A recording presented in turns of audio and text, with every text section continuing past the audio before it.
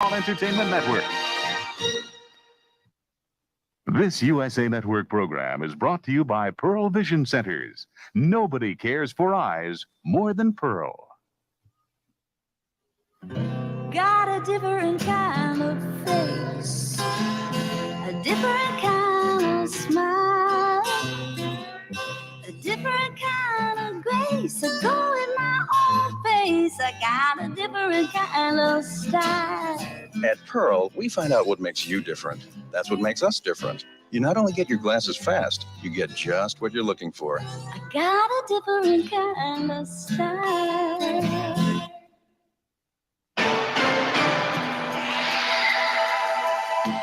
Wet, shiny, brilliant. Moisture Wave lipstick. Smart, beautiful, Maybelline. People are always saying to me, Jacko, relax. But tell me this, if yours really was the longest lasting battery you could buy and nobody knew it, would you be calm? I think not. At Pizza Hut, we make it fast. We have time for lunch? We make it hot. It's gonna be hot, right? And we make it great. Hey.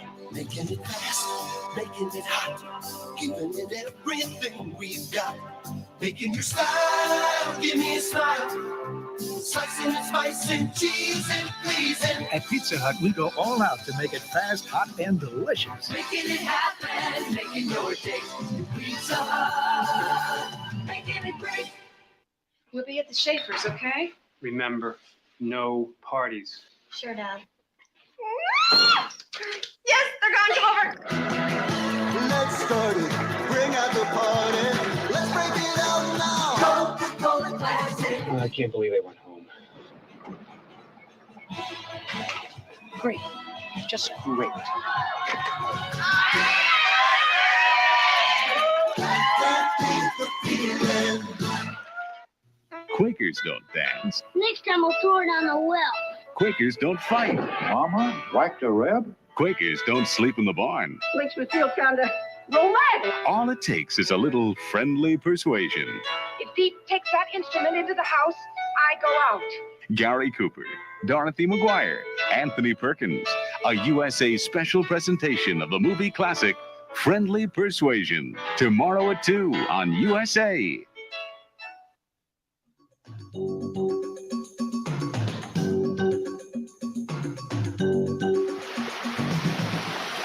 Whoa, okay, you ready? Now let's get back to Mako, Jaws of Death.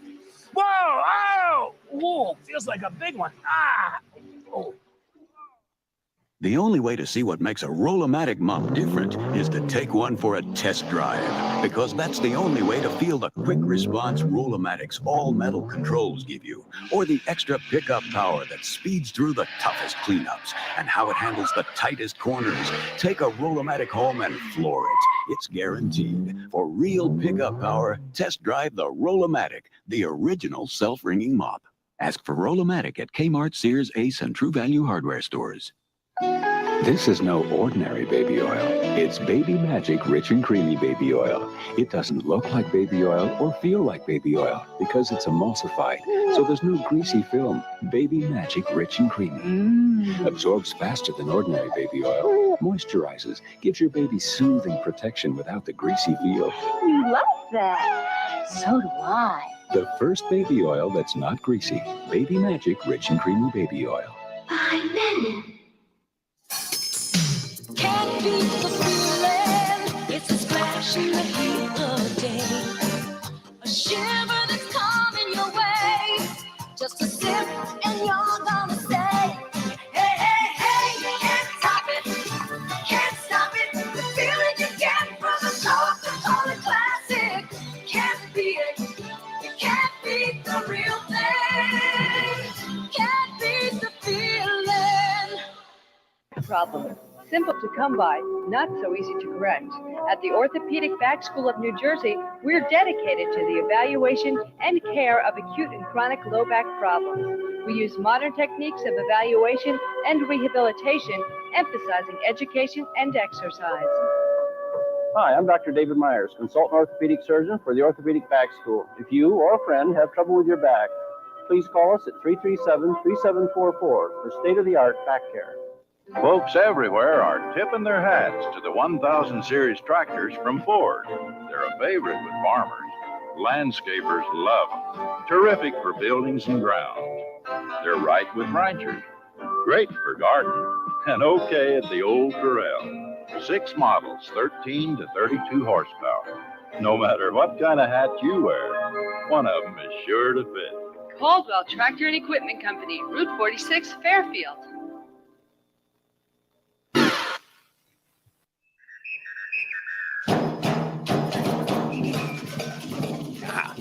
Yeah, I think it's a great idea, pal. Whoa, hey, there you are, boy. Yeah, Lefty was just telling me. You know Lefty, don't you? Sure, he's my hand puppet, aren't you, pal? Yeah, sure, he's getting ready to open his brand new restaurant and entertainment complex. Yeah, he calls it on Golden Fish Pond. Whoa! Oh, yeah, it's going to be a pretty neat water ballet here, huh, Left? Yeah, well, come on, let's get this show started, boy. Whoa, hey, it's Stella, the undersea princess. Whoa, holy, hey, Left. What? Oh, wait a minute. Whoa.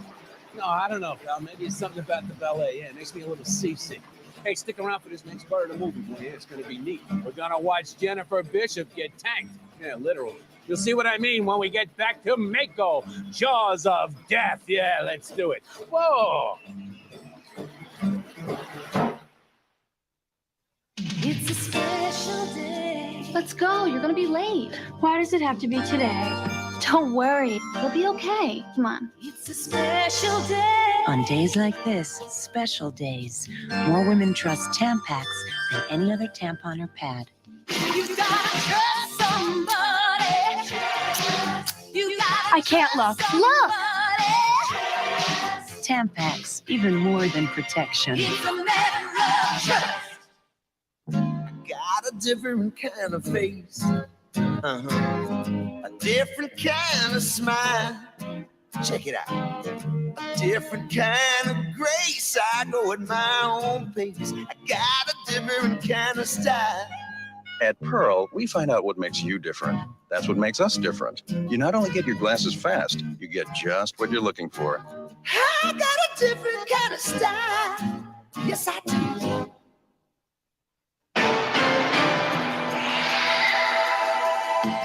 Wet, shiny, brilliant. Moisture Wave lipstick. Smart, beautiful, Maybelline. A cheese riddle. Excuse me, Giorgio. What do you get when you add mozzarella to an ordinary tomato? Something to sing about. That's right. Cheese makes it taste better. So don't forget the cheese. Introduce your carpet to a fresh new day. The Arm & Hammer way.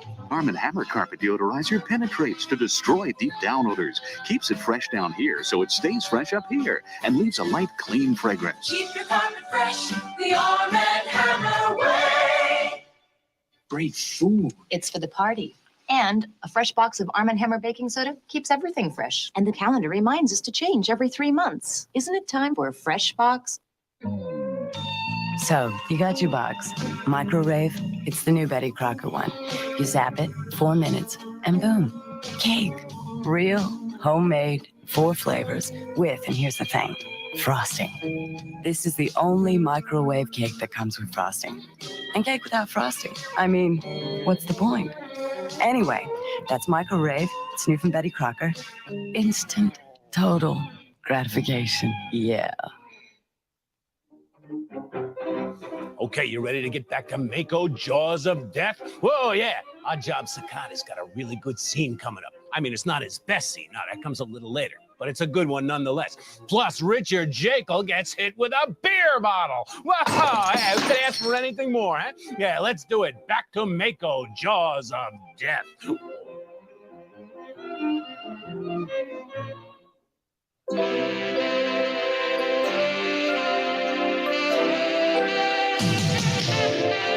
It moves us. It's a part of us. It's America's music. Music that creates memories.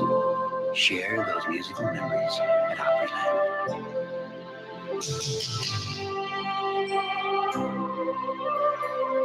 Opryland, America's musical showplace. The issue is clean water. We all have a stake in it. For wildlife. For recreation. For clean ice cubes. Clean ice cubes to chill the light, refreshing taste of the new Coke. A chilling idea. Elect the light, better taste for a brighter, better America. The time is now. The taste is light. New possibilities. New Coke. Think about it. I'm not ready to go yet, okay? I'm not ready. You gotta wait. I got shit to do. I'm in the middle of something, all right? Just hold on.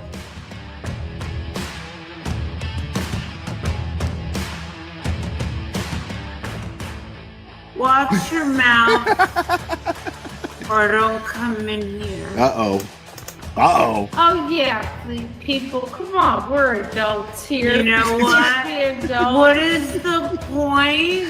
Yeah, we're adults here. I got a fucking Burger King fucking thing on my head. We're all fucking adults here, guys.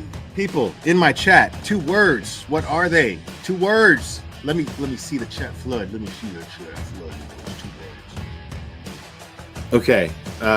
Next caller. Please.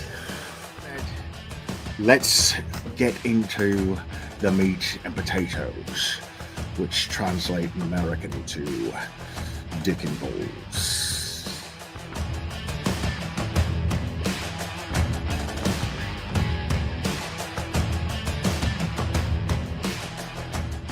I got flip-flops. These are my flip-flops.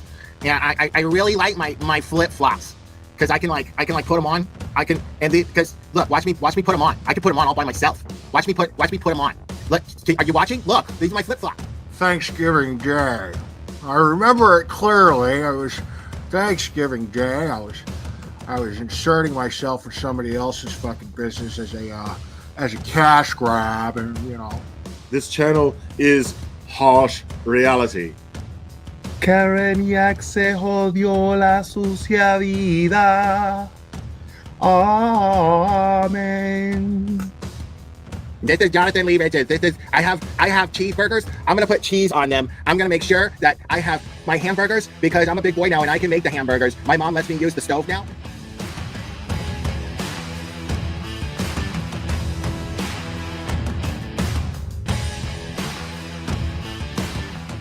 And I'm just like, wow, I like receipts, and they brought receipts. Like they had evidence to back up everything they said. And I'm like, okay, well, there's got to be another side to this, right? Like, this can't, no, this is too fantastic. Yeah, because you're not going to just jump to the conclusion that there's a conspiracy amongst cops to cover up a murder. You know what I mean? Yeah, I mean, cops and just like soccer moms and shit. Like, that's what made it even crazier. Like, yeah, get it, Betty. Yeah, did you have a close relationship with your mom? Get it, Betty. Oh, of course, I still do. Yeah. My older sister was kind of sad. She was more of the prissy girl that like going That and is getting the her best done. shit fucking Shopping for the dresses with mommy. I was the tomboy that liked playing with the feet. Shout out to Cherry for just being easily the most faithful and loyal supporter that I've ever had. That someone could have that tenacity with loyalty. And I'm really blessed to have someone like Cherry be part of this channel and in my life. So it means a lot. And yes, I named him after Mr. T and Rocky. Say, woman. Say, woman. Say, woman. Since your old man ain't got no heart, why don't you come down to my apartment tonight and I'll show you a real man. Oh my God, I'm so in love with this little dude. Yeah, I'm gonna go ahead and wrap this one up. I love you guys very, very, very, very much. And we will do this again very soon, my friends. Oh, say bye. Say bye. Oh, I love you too. Give me a kiss. Oh, I love you. Bye, guys.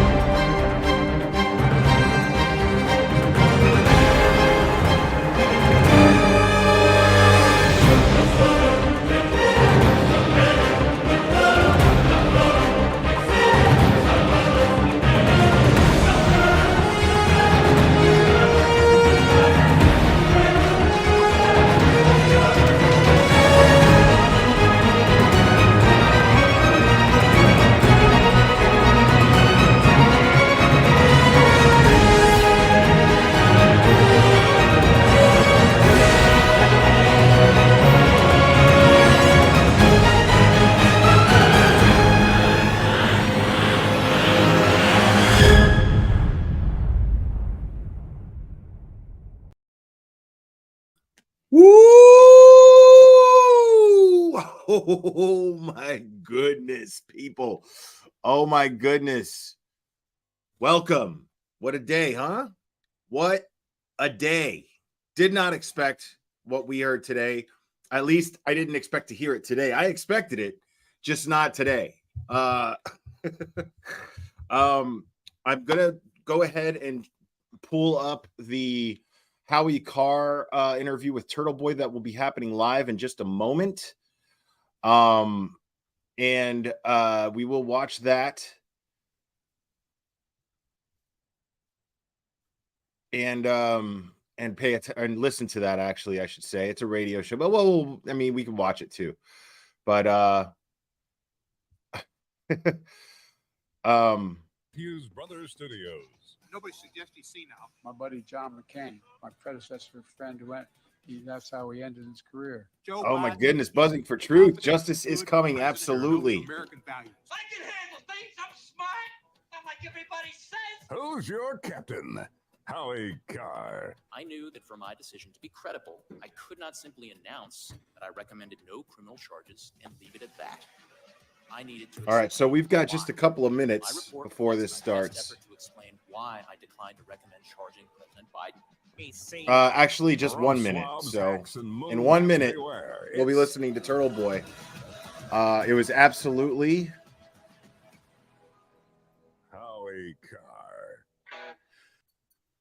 The Karen Reed murder case in Norfolk County has been going on now for over 2 years, and it's just a very convoluted, complicated story of increasingly looks like massive corruption at the prosecutorial level. And today there was more evidence of that. And there was a hearing. The trial is supposed to start next month, but who knows if it's going to start or not at this point, or if it's going to be thrown out. But one of the people that's most intimately involved in this case is Aidan Kearney, aka Turtle Boy. He went to jail for 60 days for reporting on this case with Karen Reed. And he's been reporting about how the FBI was involved in the case and the feds. And I cautioned him. I said, don't expect the FBI to ride to your rescue and Karen Reed's rescue on a white horse. I was wrong. I'm going to say that right now. I was wrong. They did ride to the rescue today. Joining us now on the line is Aidan Turtle Boy Kearney. He just posted his own account at tbdailynews.com, which is a very complete account, a very good way to read it. The paper still just can't seem to get their arms around this story, Aidan. I don't think it's totally sinister. They just don't understand the ins and outs of this, do they? Agreed. I don't get it. It's one of the most disturbing stories I've ever covered. In our backyard, it's one of the biggest stories in the country, and the media just seems interested in regurgitating whatever the district attorney's office tells them. I mean, the story has so many twists and turns, and you could find it all just by going on Facebook and looking at these people's profiles, finding things on your own. It's basically what was done in this case. I want to read you what Karen Reed's attorney, Alan Jackson, said today, which I think this is the biggest part of it, about the car. This is FBI hired experts investigating whether the car actually killed police officer John O'Keefe, who Karen Reed is accused of murdering, second-degree murder. This is what he said from the reports that were turned over to the defense and the prosecution by the U.S. Attorney's Office. The federal investigators hired, independent of us, we had no idea, and independent of the Commonwealth, hired a professional reconstructionist, 3 PhDs, to look into exactly this issue, what struck John O'Keefe. Did Karen Reed's car, did her SUV make contact with John O'Keefe? And their conclusion to a person was his injuries were inconsistent with the damage on the car. The damage on the car was inconsistent with having made contact with John O'Keefe's body. In other words, the car didn't hit him, and he wasn't hit by the car. Isn't that game, set, match, or whatever they say, Aidan? It should be. And if the car didn't hit him, Howie, then how did Michael Proctor find 35 pieces of tail there you in go. 5 undocumented trips? The only logical conclusion is they planted evidence. There you go. Right. This should be game, set, match. There's only one person that gets to decide that. Because clearly the district attorney's office has no shame and no honor. They responded to these bombshells today by talking about how I went out to lunch with Alan Jackson in May. And that's what they decided to deflect to instead of these they didn't address any of these, deny anything, because why would they? They got caught. So there's only one person that can now step in and do something. Her name is Beverly Canoni. The judge. And up until this point, the judge. I've had very little faith in Auntie Bev. But today she did let Alan Jackson and David Unetti talk for longer than she initially planned. It seemed like she was a little bit better than them, a little bit better to them than she usually is. And if she has any honor, she will dismiss this immediately because this cannot continue. This is a farce. And if they prosecute this woman and she's acquitted, that just gives them the excuse not to go after the people that actually did this. Well, you know, this is again the car is the bombshell development here today, but there are other problems. The state cop, one of the people that's assigned to the district attorney's office to investigate, his name is Proctor, and he told the state grand jury that he had no relations with the Alberts, where the house where John O'Keefe, spent his last hours before somebody put him out on the lawn. But he did have a relationship, did he not? And he admitted it to the feds. Yeah. He admitted it to the feds that he had falsely said he didn't have a relationship with the people he should have been investigating. Howie, I got indicted for the same thing. His boss, Brian Tully, testified that Michael Proctor is the only person in the Proctor family who isn't friends with the Alberts. I guess they kept him chained in the basement when they did family visits. That's what they want us to believe. We all knew because Michael Proctor doesn't have social media, so he's not posting pictures of himself with them. But his mother is, and his sister is, and everyone else in his family is, and they want us to believe that he has no relationship with them. But now we know. Now we've seen the feds found text messages of Michael Proctor asking Julie Albert to babysit his kids 10 days before John O'Keefe. Julie Albert lives she's one of the women, one of the McAlberts, as you call them. Yeah, she's one of the McAlberts. She's married to Chris Albert, and her son Colin Albert was inside the house when John I O'Keefe love was this. there. And she's the owner of the dog. No, she's not. That's Brian. Oh, I'm sorry. I get these Alberts confused. I know it's a big incestuous town, but so basically, Julie Albert, in another text message, said that she wanted to buy Michael Proctor a gift because of as a thank you for his investigation on this case. An investigation that intentionally excluded her son Colin, who was there the entire time, who was never questioned, and she offered to buy him a gift. And instead of saying, that's improper, I'm a Massachusetts State Police detective, he said, buy one for Elizabeth, his wife, instead. That's what he said. He put that in writing. He put that in writing. He put that in the text message. In the text message, they both did. And it just shows that the feds have all this stuff. This is information that Karen Reed's defense team couldn't get because of Rule 17 motions that were denied by Auntie Bev. And now the feds have just grand power to get whatever the heck they want. And you know, this was all introduced in open court. This is all public information. Now, did the district attorney, the assistant district attorney Lally, did he deny any of these allegations, these bombshells that the feds had turned over to the DA and to the defense? Did he deny any of it? Not once. Instead, he jumped on. He basically got up on there and talked about how bad Turtle Boy is. Yep. The defense is bad because Karen Reed called and Turtle Boy had phone conversations. We went on his phone. They had phone. Oh no, not phone conversations between a journalist and the subject of the reporting. The attorneys talked to him on the phone too. Yeah, so it's like that. That's what they talked about instead of even addressing the elephant in the room that everybody's jaws were dropping over. They also confirmed that the 227 Google search, which for How Long to Die in Cold that Jennifer McCabe made, which we all knew she made all along. Right. But that has now been confirmed by an FBI expert. Right. By no skin in the game. Forensic IT specialist. No motive. Yep. And they can't deny. Like before, they said, "Well, that's the defense. They paid off some guy who they're talking about, and that's not legitimate." Well, now an independent FBI expert is looking. There you go. They confirmed the same thing that we all knew that happened. That she searched that at 2:27 a.m. Howard, when I was in the can, I was there with Brian Walsh. Right. The guy who who murdered and allegedly chopped up his wife, and they've never found the body parts. But go ahead. Yeah. Yeah. And Michael Proctor's the lead investigator in that case too. And what got Brian Walsh in there? All his Google searches, right? So I slipped a note under his door, and I said, "Hey, I'm a journalist. I want to ask you some questions if you're out for it." I said, "Are you aware that the same detective in your case who used all these Google searches to put you in here also is now denying the existence of Google searches in this other case in order to protect the Oh, Turtle Lawyer Boy. wouldn't let me talk to him, but it's interesting. It's interesting. I've never heard of police before saying Google searches, oh, that's Don't not help. real. Except in this case, Brian it Walsh. protects powerful people. But now we know that the FBI, independent of all of this, has determined that that did in fact happen, that he was never hit by a car, that the Alberts and the Proctors were good friends for a long time, that they knew each other. And But yet the DA, the ADA just act like this never happened. Turtle Boy, isn't the DA saying that they have reports from the so-called state police lab saying that that O'Keefe's DNA is on the these parts of the tail light from the Karen Reed's SUV? How is that possible then? Sure. I mean, he lived there, didn't he? What? How is it? Like they lived in the same house. I don't know. It's like how I don't trust any of these. Did you know they also found microscopic taillights on his clothing?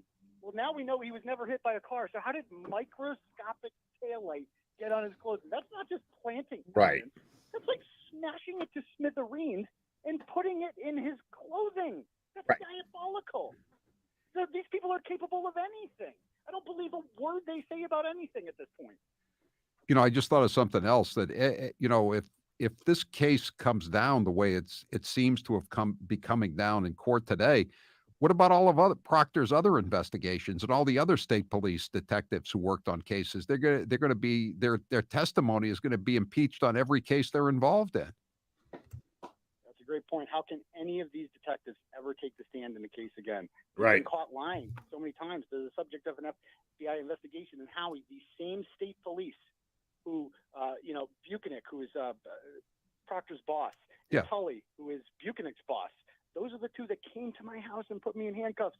Those are the two that made up these charges against me, these bogus charges against me, because I had the audacity to see an injustice. I saw this murder cover-up, and I said, no, we can't be quiet about this. We're going to peacefully protest this. And they called that witness intimidation. And they came to my house, raided my house, took my phone, took my computer, made it impossible for me to do my job, threw me in the can for 60 days. All of this to try to shut me up because I was getting too close to the truth. And now the truth's coming out. And I'll tell you right now, they've accused Karen Reed's defense team of paying me before. Well, guess what? It's going to be the Commonwealth who's going to be paying me next. So they better get their checkbook ready because I'm never going to forget what they did to me, ever. But you know damn well Morrissey's not going to quit. He makes $191,000 a year. That buys a lot of donuts and crullers and pizza. Yeah, I don't think he's even making that much in the can. Maybe he can get a job there. Maybe he can work in the kitchen or something like that. He'd probably like it. But I mean, these people are criminals for what they've done. I mean, our institutions betrayed us, and now we know that they tried so hard to not only frame an innocent woman, but to make me into a criminal, right? For simply writing about it, for making 9 innocent people, we call them the Canton 9, who peacefully protested outside of a pizza shop and were charged with felony witness intimidation. Are you kidding me? I mean, where does this end? They basically silenced the entire public to protect these people who quite clearly, based on the evidence, committed a murder and then covered it up after the fact. All right. Turtle Boy, you want to stick around for a little while? Okay, great. Want to take some calls? We'll take some. If you want to talk to Turtle Boy, 844-500-4242. This is the biggest day yet in the trial or the case. 844-500-4242. We'll be right back. Listen to the Howie Carr Show from anywhere. What sorcery is this? Go to HowieCarShow.com and click All right, listen folks. to start streaming So- Howie live and. All right, I'm gonna mute Howie there for a second because we don't need to hear the commercials. But people, somebody asked if I was gonna be in here for the long haul. Y'all get comfortable, man. I'm kicking it with you guys for a while. So if you're down, let's do it. Maybe even go over some of Plevin's stuff today. I haven't watched that yet. But real quick, I do want to take a second to thank Turtle Boy for having me and Brian on his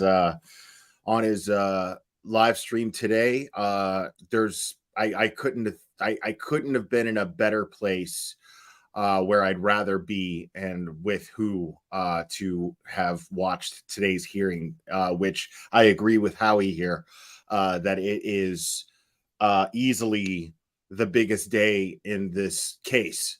So this is going to be, I mean, like I said, folks, we saw this coming. I just didn't think it was going to happen today.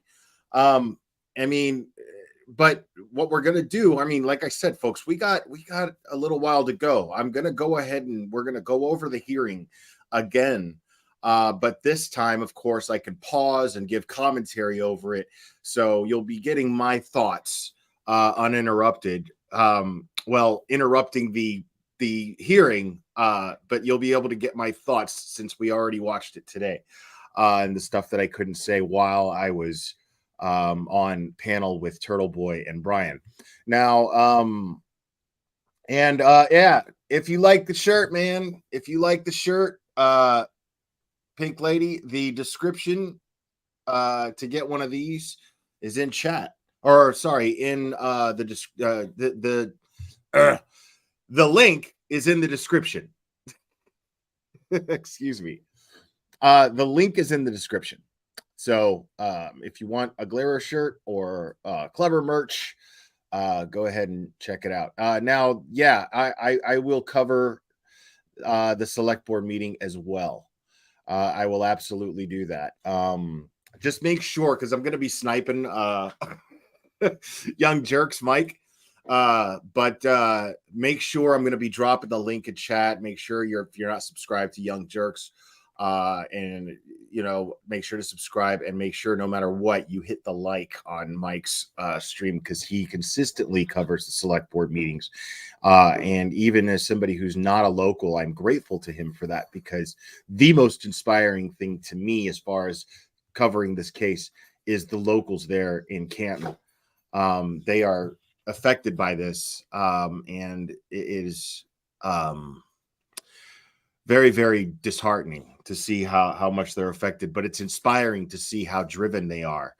That whole "we ain't got no quit" thing, man, that they got going on. I love it. Rita and Jennifer, running for select board and school board.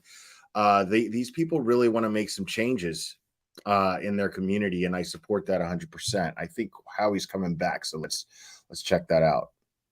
Your order, save big. No, he's just getting ready for when the commercial break ends. Omaha Steaks, the possibilities are endless flavor and endless value. Every purchase is backed by their unconditional money-back guarantee. Simply go to omahasteaks.com and shop the semi-annual sale today. And don't forget to use promo code Howie at checkout. Let's make quick work of the poll question, Howie. Okay, or do you want to just do it after? We'll just do it after. Yeah. How's that? Yeah. Either way, it's going to eat into some time. So no, I'm gonna try. Let's just take some stuff to okay. before we go to the bottom.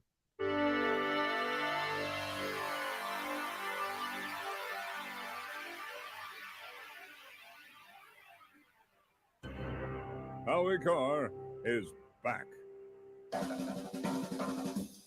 Full lines here, so we'll get right to the calls. What do you think is going to happen at the meeting tonight, though? The Canton Selectmen are meeting tonight, Aiden. Oh, there'll always be fireworks. I'm sure Rita Lombardi and crew will be down there trying to hold them accountable. But they got an election coming up, Howie, in a couple weeks. They're trying to unseat two of the members there that kind of go along with the status quo. So, yeah, Conley's one, right? Conley, yeah. No, God, he's up for re-election next year. It's Theodore and Loughran. Okay, let's take some calls here quickly. Brian, you're next with Howie Carr and Turtle Boy. Go ahead, Brian. Aiden, how are you, sir? Sorry, I dropped Turtle Boy. I'll get him back. Oh, we lost him. We just lost him, Brian. We're going to have to wait a second here to get him on. Hold that on. LTL? calling The in. texter just mentioned Annie Ducan. Remember Annie Ducan? She was the one who the state police. She worked for the Department of Public Health, but she handled a lot of state police investigations. She was fabricating evidence, and then there was one in Western Mass. Sonia Farrak was doing. I was gonna the same say, thing. Turtle Boy, aren't you getting Annie Ducan, Sonia Farrak vibes out of all these amazing discoveries that the state police lab is making? Yeah, anything these guys touch, this question, that includes Proctor, Buchanan, Tully, any of them, because it's not just Proctor. It's an institutional problem. Any other line of work, like the good people, they don't accept the bad people being corrupt. Like I was a teacher. If there was like some other teacher diddling kids, you best believe that the other teachers aren't going to go along with that and support them. But in policing, it seems like you have some obviously corrupt cop. And then his bosses just go along with it, and they don't do a goddamn thing about it. Yeah, Brian, go back. You're with Turtle Boy again. Go ahead, Brian. All right, how you doing, sir? Real quick, I had a friend of mine. No, that's not the it. morning this happened, worked at that hospital, and they told me some information. I'm well versed in the field. What? That right from the jump, that person was a little suspicious as to what was going on. I couldn't wait. I tried to get some information, and then once Turtle Boy got on the scene with his reporting, I was looking forward to it. It was a matter of time until things broke the way they did. You do an excellent reporting. What did they find out? To you, and it's not over yet. But if you look around the state, we've seen it in Fall River. Jason Correa and that crew and all that with policing. It's unfortunately our institutions. They're cracked with individuals who shouldn't be in position. What did you find out, dude? Turtle Boy, look at Rachel Rollins just got a job with working with returning citizens. Are you a returning citizen? Oh, she's still alive. No one's heard from her since then. Now she doesn't go on Twitter. I'm glad she's alive. I was worried about her there for a minute, but it's kind of funny how in this case that their defense they tried to throw Rachel Rollins under the bus and say, this is all Rachel Rollins doing. She doesn't like me because she called me a racist. Like, she calls everyone a racist. you're not special, Morrissey. And by the way, she's not leading the investigation either. Josh Levy is. So that one went out the door real quick. Yeah. Can you stick around for one more segment? Sure. Okay. Yeah. That's great because we have full lines. People want to talk. 844-500. I love that how he's jumping on this. 844-500-4242. This is it's a big night. Where can people go to donate money to your defense fund, Turtle Boy, before you become a millionaire at the expense of the Commonwealth? You can just search for Turtle Boy on GoSendGo. It's pinned to the top of my Twitter account at Dr. Turtle Boy, DOCTOR Turtle Boy, because if Jill Biden is the doctor, then so am I. And he just put up his account of what happened today in court, tbdailynews.com, and it's a very complete account. We'll be back with Turtle Boy in just a moment. I'm Howie Carr. Wow.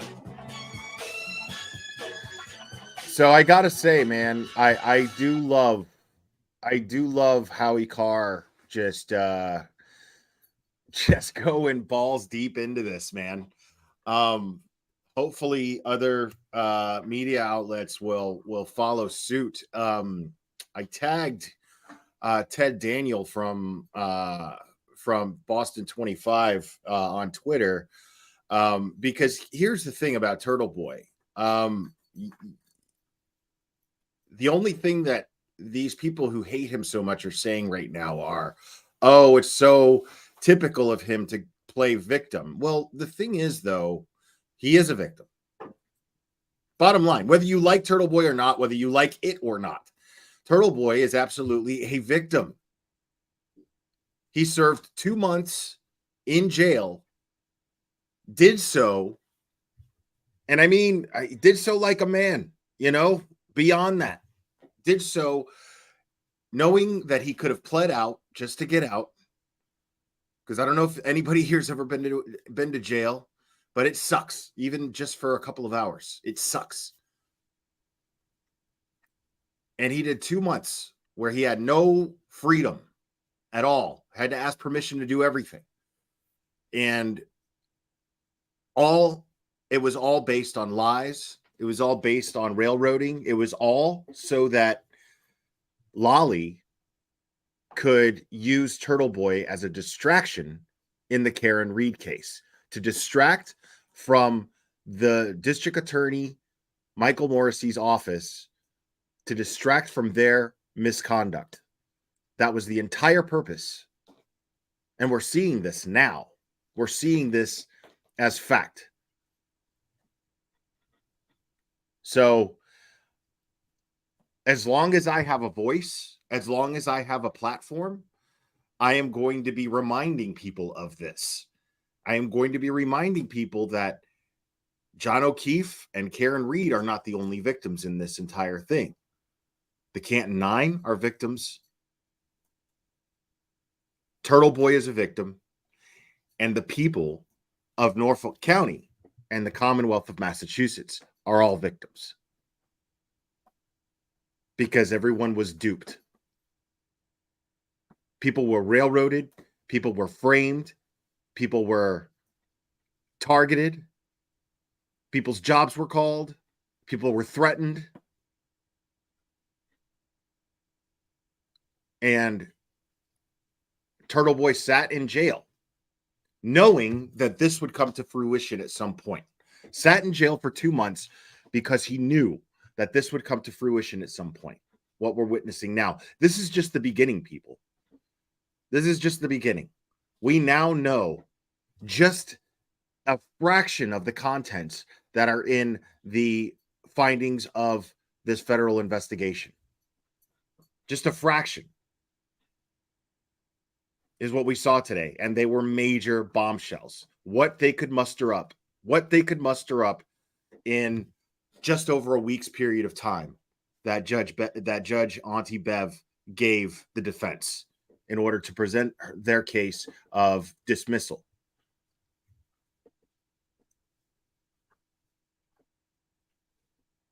Let's see where we're at here. It's the perfect time to secure those values. Still some commercials here. On select Liberty safes and 0% financing for 12 months. Now is the time to buy. When only the best will do for you and your home, choose a Liberty Premium. And I want to home thank safe. everybody This combination goes safe for- who are new subscribers. I really appreciate you. I got a lot of new subscribers today, thanks to my appearance with Turtle Boy on his channel. Very grateful to him for that, and all of you for watching. And so for all of you guys that are new, I appreciate you. Is that... What's up, Gray? Gray Hughes Investigates in the house. I wonder, Gray, is your opinion any different now after hearing what took place? Because I know you are of the opinion that Karen Reed is guilty. At least you were.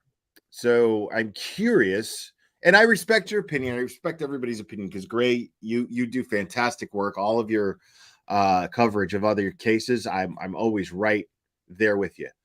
But I gotta know if your opinion is any different after hearing what took place in this hearing today. What's up, Microdots? It's good to see you. Yeah, Microdot. That's funny that Microdots showed up because Microdots does some recreations with their videos. Maybe I misunderstood, Gray. Maybe I did. I don't know. I thought you were of the opinion. Someone told me that. But yeah, Microdots does these cool recreations. Right on. Fair enough, dude. Fair enough. And guys, subscribe to Gray Hughes Investigates. He is meticulous, to say the least, when it comes to covering a case. Is still terrible. Okay, we're with Turtle Boy. He's got his own show. You can watch it at 9 o'clock tonight. Where can people see your own show, Turtle Boy? You can just check out our YouTube channel, Turtle Boy Live. We go live at 9 o'clock. 9 o'clock, and I'm sure this is going to be a big record-setting night for you. It's just amazing. Did Proctor lie to the state grand jury? Do we know that, or did he leave it to somebody else to say he didn't know the Alberts who he was investigating? I'm not sure if I'm not sure if he was asked that by the state grand jury or because the district attorney's office is the one that gets to control the questioning. So why would they even think to bring that up at a state grand Yeah. jury. But I'm just looking at your story. You say Proctor confirmed to the federal grand jury that he had indeed lied about his closeness with the Alberts. That's correct. Yeah, I'm not sure who he lied to about that, but yeah, I guess it would have to be the state grand jury he lied to. So, because they confronted him with text messages. Like, they have all their phones. That's one thing we learned today. Is they have all their phones. DA Morrissey's office told Brian Albert, a Boston police officer, and Brian Higgins, an ATF agent, to destroy their phones.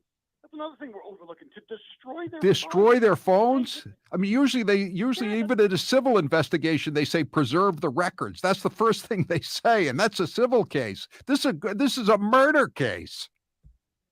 Destroy it. The DA's office is ordering people to do this. Get rid of evidence. Get rid of your phones.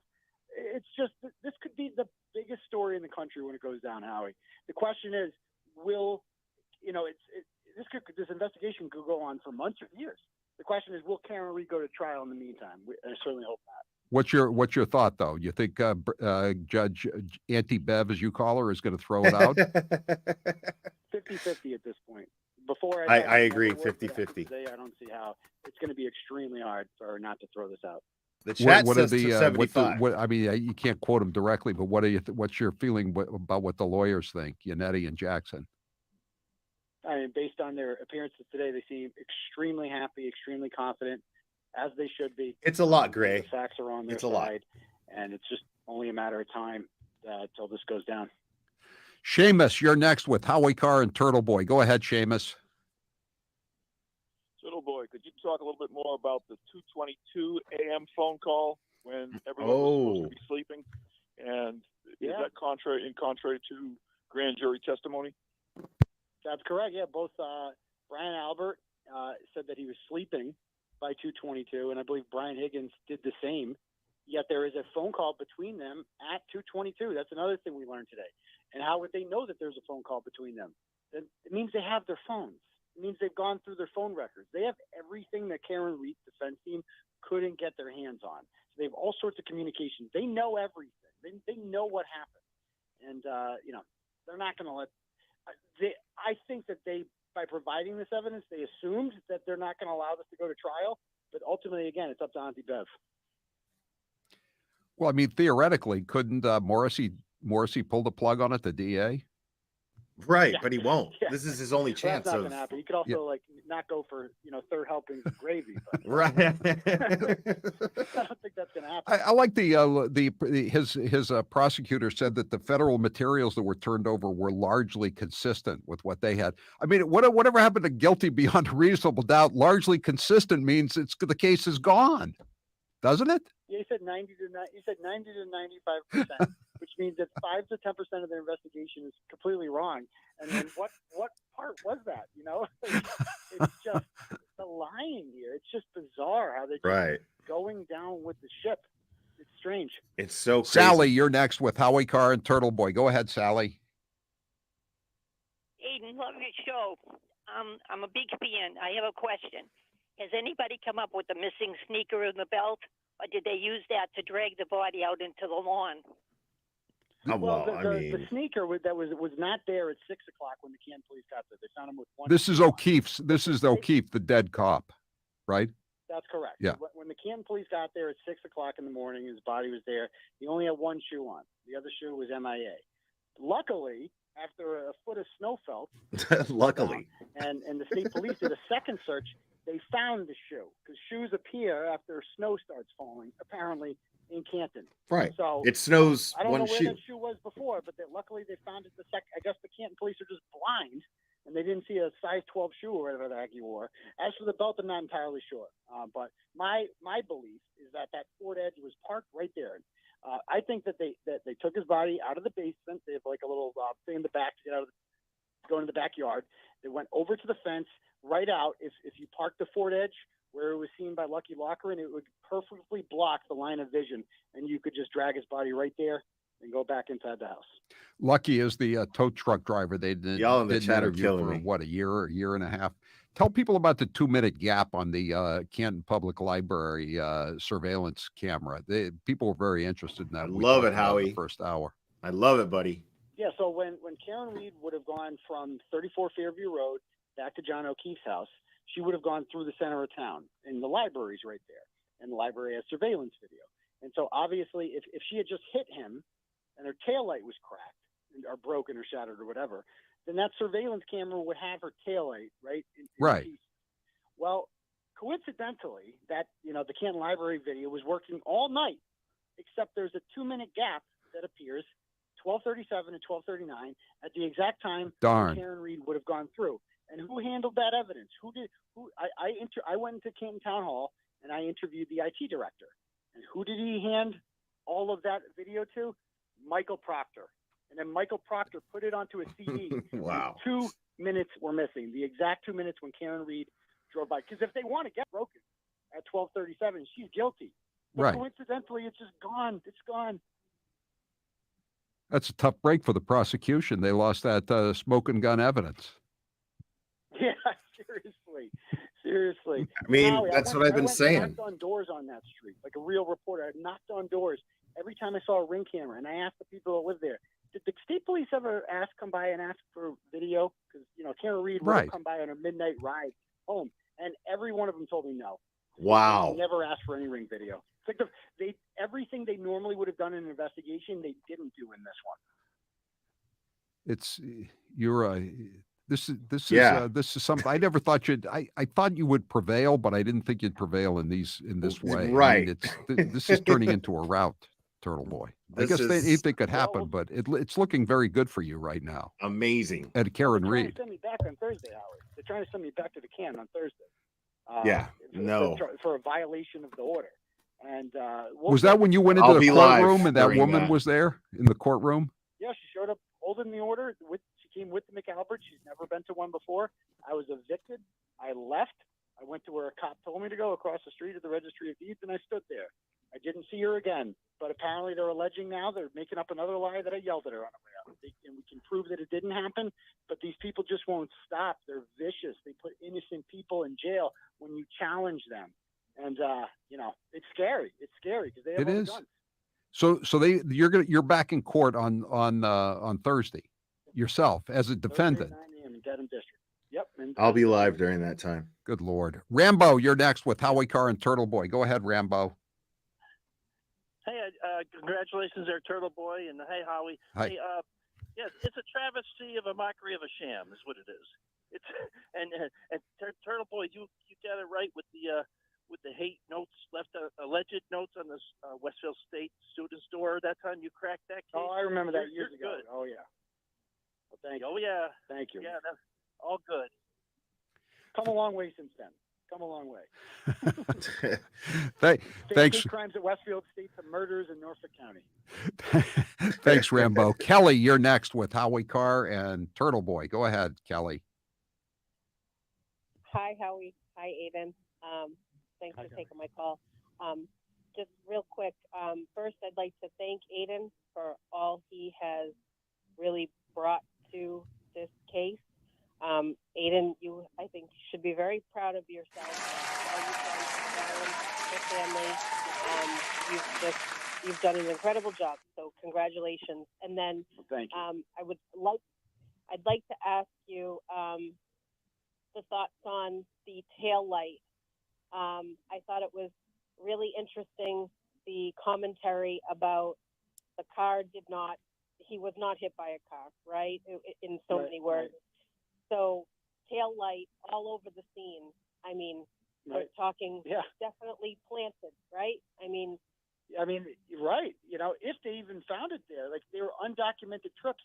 For all we know, Michael Proctor could have just entered it into evidence whenever he wanted it. They kept finding it. Every time he went there, he'd find more taillight. He's the taillight whisperer. That he missed it the last time. He kept finding more taillight. And again, that's the really diabolical part about this.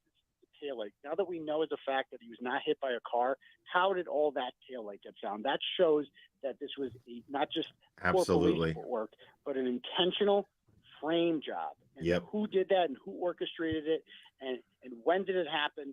Did they even plant it there or did they just enter it into evidence? They don't even have to plant it. They can just enter it into evidence and say they found it there. It's undocumented. Why I've never understood why did they want to frame Karen Reed for this? Oh, who else are going to frame? She's the only one who's not a townie. Is that what you're saying? Basically, what it boils Well, down it's to? a good thing I was talking to you, They prime probably just didn't time. like her. Maybe she's a little bit too Not uppity. them. She's an adjunct professor and works at Fidelity. I mean, these people are pretty common. Some of these folks, and these Chris Alberts of the world. If you meet these guys, they don't like the Karen Reed types. They're too confident and they're too educated. They don't like them. So, and I just think that, like, if you look at these pictures of the Albert family, like, it's a huge family. They are not going to let their family get destroyed over someone like Karen Reed when she can just take the fall for them. Good Lord. Marshall, you're next with Howie Carr and Turtle Boy. Drink that Go ahead, shit Marshall. in, Howie. Hey, how you doing, Howie? Good. How you doing, Aiden? So I've been following this case from the.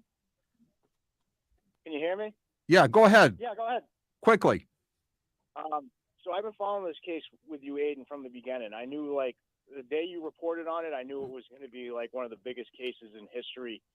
And you know, you just done an amazing job. I started watching your reporting because of how accurate you are on another situation. And your reporting, it's very good. And my question is this: you know, for all the Turtle Riders and Karen Reed supporters on Twitter, where we have all these minions for the prosecution, like Jennifer Coffindaffer and Grant Smith Ellis and Kevin from Yellow Cottage Tales. Yeah, you want to know how to fight them? Is that it, Marshall? Well, are you like, because they keep putting out all this, you know, misinformation, all these lies. They keep defaming you and all the supporters. Yeah. Are you going to end up suing them?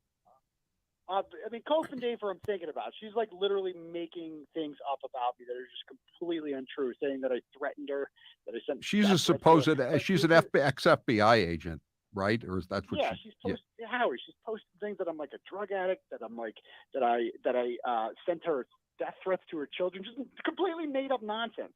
You know, or you could just block. I mean, I highly recommend the block function on Twitter. It's a cesspool on there. You know, that's the beauty of it. You get to decide who you listen to and who you don't. But, you know, just watch. It's just hilarious. They're idiots. And 99% of the people who look at this feel the same way that we do. Twitter is not real life. It's just a bunch of minions, of fake accounts that are just spreading misinformation. And they're going down with the ship. And they're going to look real dumb when these people get led away in handcuffs. Turtle Boy, congratulations. This is a big victory for you. Good luck on Thursday. And people can see you tonight on your Rumble channel at what is it, Turtle Boy? I agree. Yeah, Turtle Boy Live. You search for it on Rumble or on YouTube, and we'll be on there at 9. And, I don't give a if you want fuck to read about up my on the Twitter. case, there's a really good account of what happened today. Go to tbdailynews.com. And where do people go if they want to contribute money, Turtle Boy? You just go to the Turtle Boy. You just search for Turtle Boy on Give Send Go. It's pinned to the top of my Twitter account at Dogsy Turtle Boy. Okay, great. Congratulations. And do you want to say anything to the Canton Board of Selectmen tonight? You guys are going down. Rita Lombardi and Trish are about to. Yeah. We're going to take over the other 3 seats.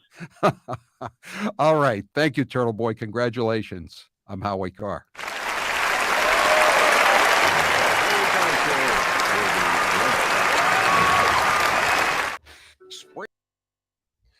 There you go, folks. People. I mean, there you go.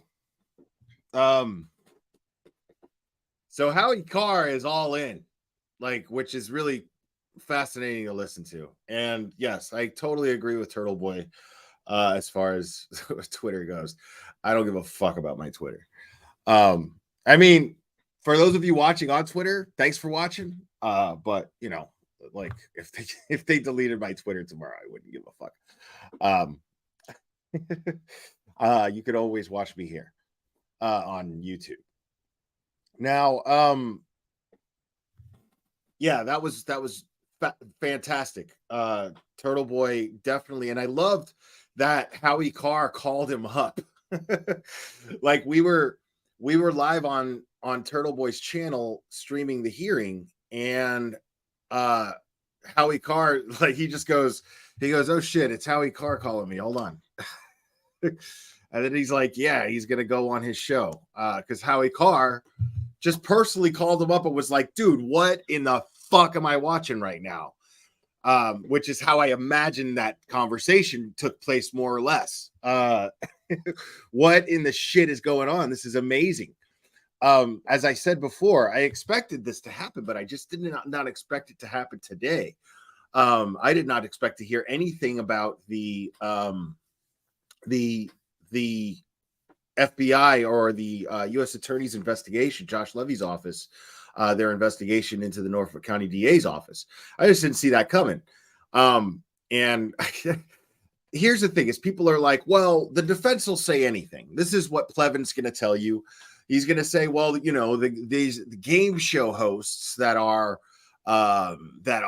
you know, Yannetti and Jackson, they're there to put on a show and blah, blah, blah, blah, blah. And they're going to say anything because lawyers can say anything. But this, even if that were true, which it's not, but even if that were true, the fact is that because they are the ones who have filed a motion with accusations, it is on them to prove those accusations.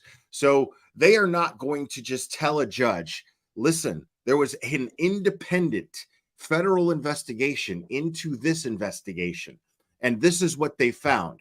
They're not going to say these things unless they can prove them, unless they have on paper, which I believe are in this 3,100 page document. That is what's in there, is the findings that they reconstructed the crime scene, and they concluded that John O'Keefe was not hit by Karen Reed's SUV. Simple. They concluded, they did their own investigation into Jen McCabe's phone and concluded that she absolutely made that Google search of Haas Long to die in cold at 2:27 a.m. They also concluded that at 2:22 a.m., just before that, when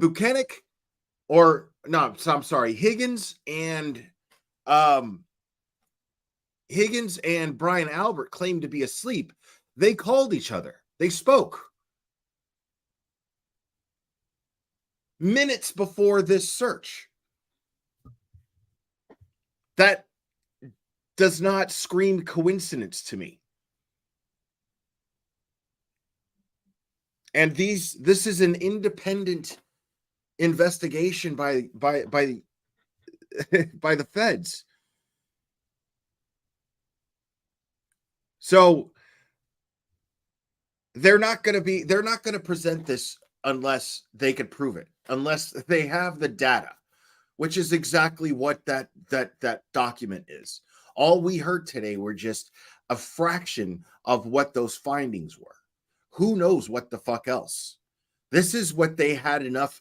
They had 10 minutes after Judge Bev said that they would have all day.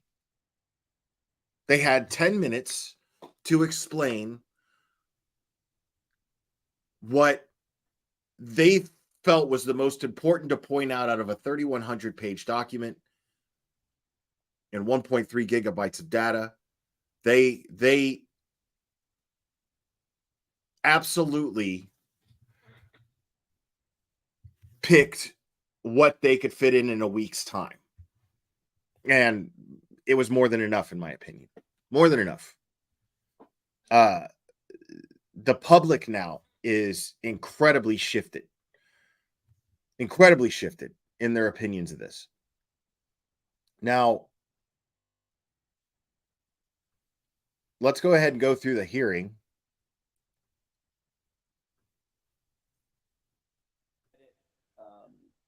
My comments to stay within the 10-minute mark. It's very difficult to do that. I did not know that we were going to be under such incredible time constraints. As a matter of fact, I thought that the court said the last time we were in court, we had basically your word. Yeah, all day. But now this is as loud as it goes, guys. I apologize.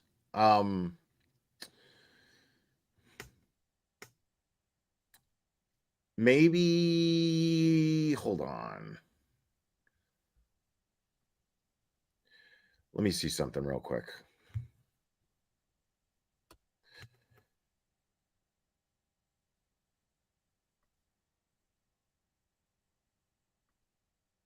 hear you. I think it Yeah, this is the sound is way better here. Okay.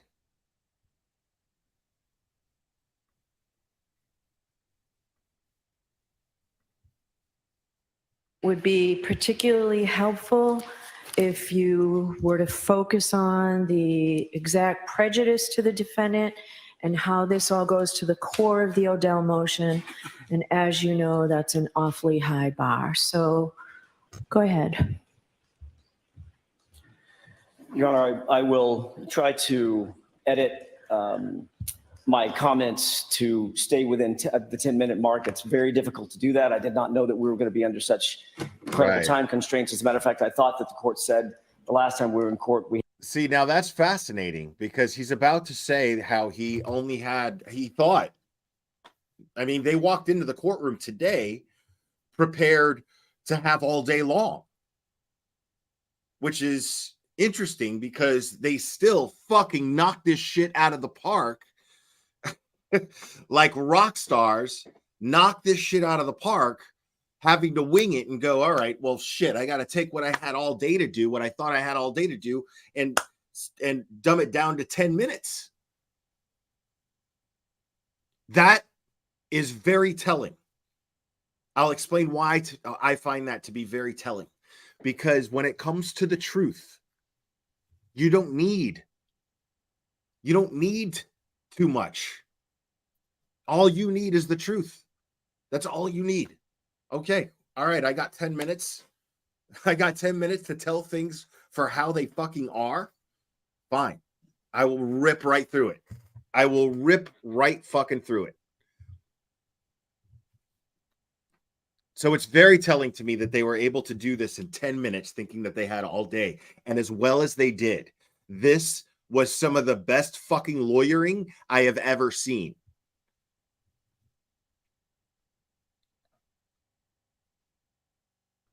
we had basically your words. Yeah, we had all day. But that was when we had all the motions, but it's just these two motions Right, today. but they're big. They're big. Right. So Consistent with why don't you go ahead and start? If you need additional time, tell me. But it Right. They're right. These are big motions. Okay. I'll explain. Okay. I don't need to explain, but I'm going to do it anyway, just for the sake of being consistent on this show. They have filed a motion to dismiss Kara Reed's case altogether, not just to dismiss her case, but to disqualify the Norfolk County District Attorney's Office. And they plan on sanctioning Michael Morrissey and members of his team. They plan on sanctioning him.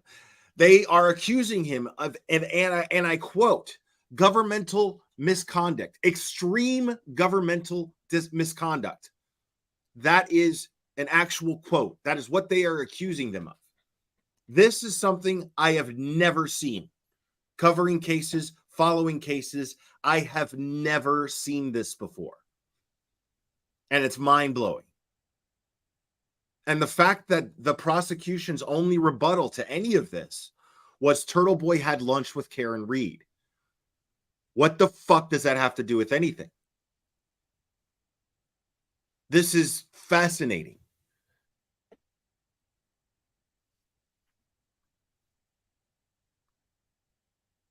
but it would be important to focus your argument. Again, I'm mindful of what the U.S. Attorney said to me in that letter. And I am as well. And that mindfulness suggests that my comments will be directed to that which is necessary to further the proceedings. Okay. Which means that right ahead.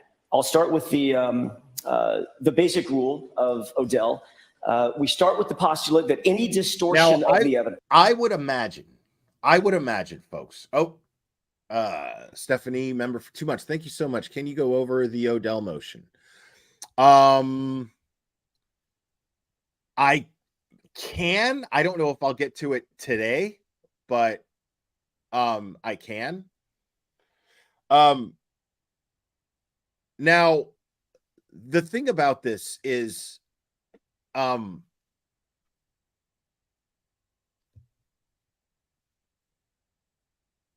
sorry, I got distracted there. Sorry.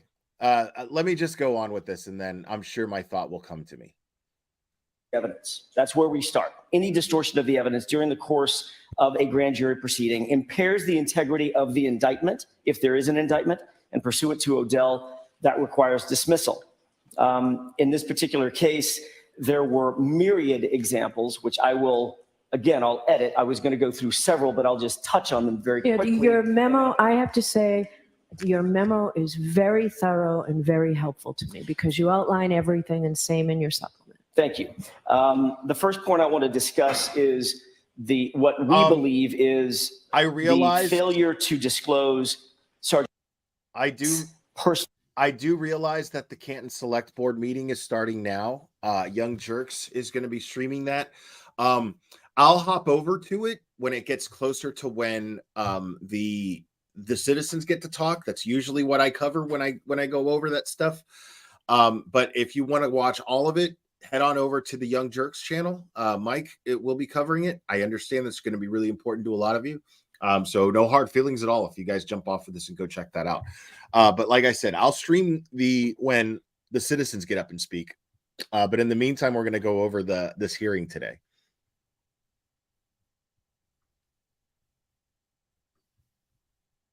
Personal, lifelong relationship with some of the individuals, specifically the individual Chris Albert. There was a comment or an incident, I should say, that we referred to in our moving papers that dealt with Chris Albert and Sergeant Lank years ago. They have a long-standing, years-long relationship, and I'll close this loop.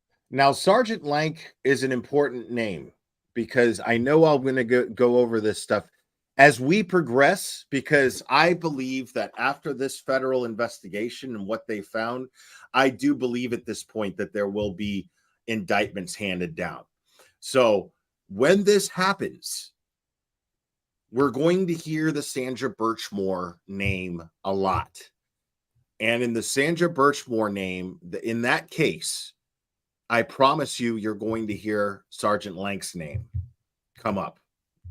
So this is going to be fascinating. This is going to be interesting to watch unfold because as I've been saying, the whether or not there will be real justice for John O'Keefe will depend on what is found in the federal investigation. Could have been a big fat nothing, but what they uncovered here and what they said here that it contains in that brief period of time that they had to explain it here in court was evidence that absolutely is exculpatory and exonerates Karen Read.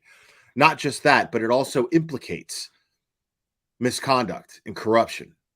James Henderson, thank you so much. I appreciate you. It absolutely indicates misconduct and corruption, 100%. Because how did those pieces of taillight get in John's clothing? John's clothing, which we know was laying on the hospital floor without being bagged, nothing. So we're going to see some names come up. This is going to be the most high profile thing that Josh Levy has handed down in his career. Once that happens, guaranteed. I guarantee this. I guarantee that this is going to get insane coverage as it unfolds. This loop in just a second, but if you'll allow me, that relationship goes all the way back to 2002 at least. And there was an incident in which Sergeant Lank and Chris Albert had gotten into what can easily be described as a bar. I gotta do it. I gotta do it, y'all. I think we got a super dad. Super dad. I think we got a super dad. Super dad. Super dad. Super dad. Dad. Dad. Dad. Dad. Dad. I think we got a super dad. I think we got a super. I needed to get my my cuck church dance fix. Thank you, Mark. Appreciate you. a bar fight. Chris Albert had gotten into a bar fight of some sort. Michael Lank walks out of the same bar or an adjacent bar. He had been drinking with his buddy Chris. He walks out, stumbles out, announces to the participants in this fight that he was quote unquote deputizing himself, and ultimately came to Chris Albert's aid. That was with the specific intent to assist an Albert in getting out of a legal jam all the way back to 2002. The reason I bring that up, and by the way, both of the I think that's dope as fuck that somebody had that shit on a sign today in front of the courthouse. I can't believe that. I'm going to have to go over some of Tom's. I actually had that pulled up. I actually was going to go over that before going over this hearing. Actually, let's take a look at, because you got to appreciate Tom CPU, man. You definitely do, for giving us that coverage. We want to get some of that.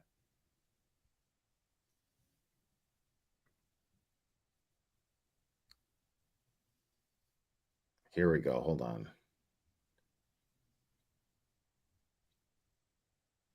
Where?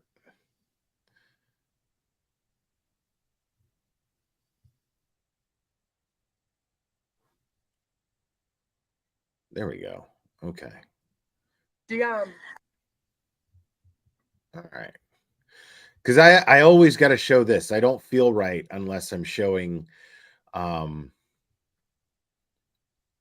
I just never met her. Tom gets out there, man, and there's all those people out there, man, and to me that's very telling. Person, I've talked to her a million times. I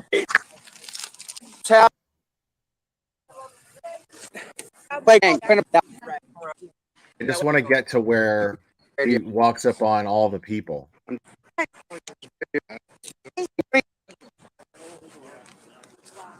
The gimbal, that's just freaking amazing. This is nice. I'll hang out and watch Turtle Boy Yeah. with my Bluetooth. Get pictures and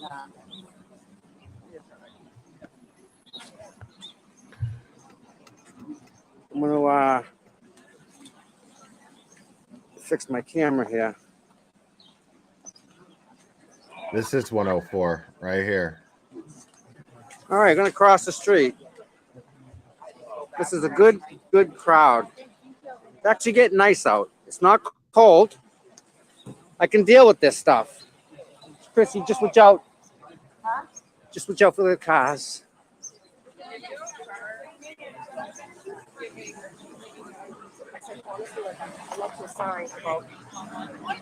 Morning, guys. How we doing? good morning. Lots of beeps. Lots of beeps. I mean, yeah, man. How long for justice? How long? Look at these beautiful fucking people, dude. Good morning. Like, this is dope as hell. You're the bomb, man. Thank you. Nice. That is probably like next level right there, bud. I like that. Wow. That's awesome. That is awesome. Okay, that's good. That's good. 'Cause Okay. Brian was, yeah, I saw that. Brian posted like. What's up, big guy? I like the hat. Hey, can you see if I'm recording? That's crazy. How can I tell? Is it red? I can't see it at all. And I just can't see it. 1 second. Let me turn a flashlight on. No, here. On the left. You want to put that? Yeah. Cameras. Yeah. Oh, which way is it? This way? What up, everybody? Yeah, sitting in line at the courthouse. A lot of people here. Nice. A lot of newcomers here today, too. Paul? So it's pretty good. Are you recording that? I'm trying to turn it on. Nice. Come on. Aha. Hey, Chris, this is for you. That's recording. Yo, these people are such badasses right here, dude. Like, they organize all this shit. I've had them up here after Court TV basically strongly implied, if not flat out accused, these people of being under Karen Reed's payroll to protest out here. And that's just not true. These people are like, we go to Dollar Tree and buy all our fucking supplies. Like, like these people are exactly, these are the people who are so affected by this. Because if you can't count on your select board, you can't count on your elected officials, you can't count on your police, you know, like Karen Reed could be any one of us. Karen Reed could be anybody there in Norfolk County.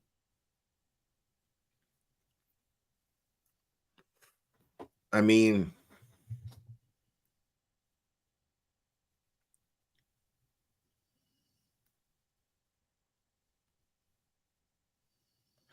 I don't either.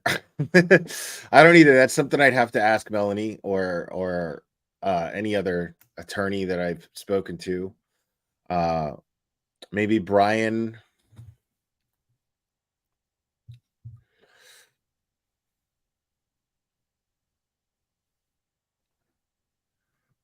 I mean, what are those, Boston Bridget? What are those? Hey, how are you? There you go, my friend. Really? How we doing? Good. You guys are early. What time do you guys get here? To 7 be- o'clock. 7 o'clock? Yeah. Okay. I want to say hi to Marie, Tricia, and Denise, and a happy birthday to my son-in-law, Brian 80. Okay, happy birthday. Yeah. There we go. Yeah, so I have I can't believe Okay. that somebody put. All right.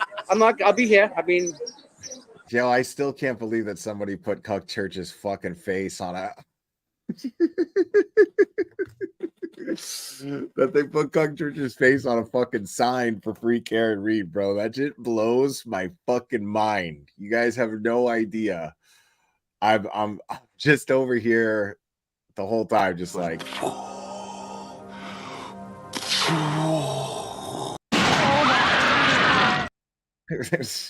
Fucking, my mind is absolutely fucking blown by that. It's fucking hilarious. Y'all are fucking crazy. I'm usually, Thursday, too? yes, definitely Thursday. Yep. Oh yeah, I got one here, and I got one here, and this is live. So it's funny. These cameras, when I go back and play them, quality is amazing, just amazing. So when Karen comes, I'll hold it, and I'll be able to get, just stunning footage. It's, I'll bring you an egg on yeah, Thursday. that'll work. I'm more happy than that. Yeah, I like eggs. Dude, Tom, dude. You gotta love Tom, dude. So it's a good morning. I like it's a good eggs. turnout. I mean, you guys got here at 7 o'clock, and and you're gonna be right there online. All Well, right. they told us you got to stay single file halfway up. Okay. Did they? So like if I. Let's get this. Here we go.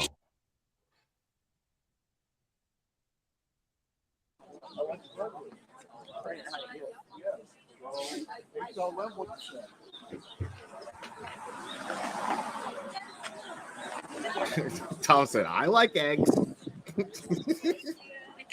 You're welcome. Thank you.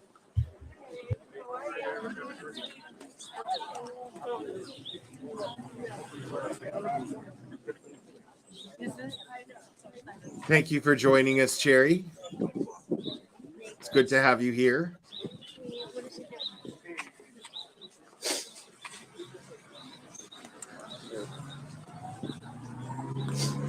Yeah, and the Canton Select Board meeting is going on right now. So if you guys want to catch that live, go check it out. Good morning. Like I said, I have no hard feelings. You can always catch this. No. Tuesday.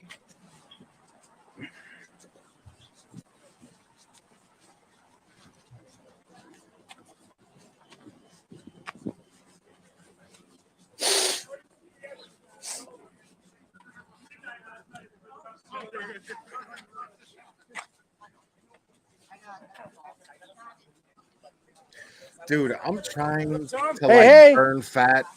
Good to And- see and it's everybody. Good to literally- see everybody. No, She's here.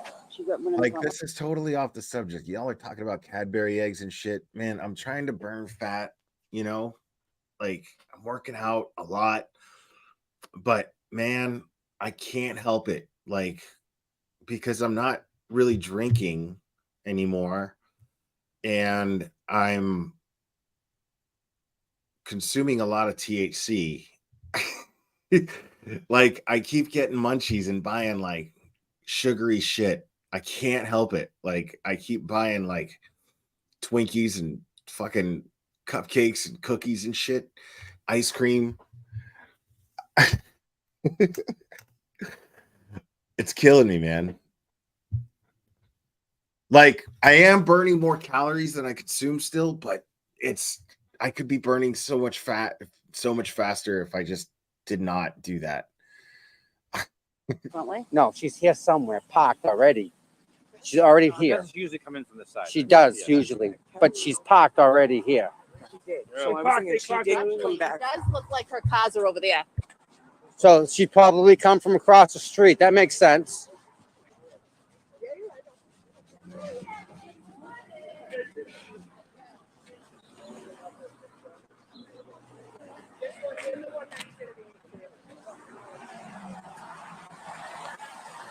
Karen's here. We're looking for her.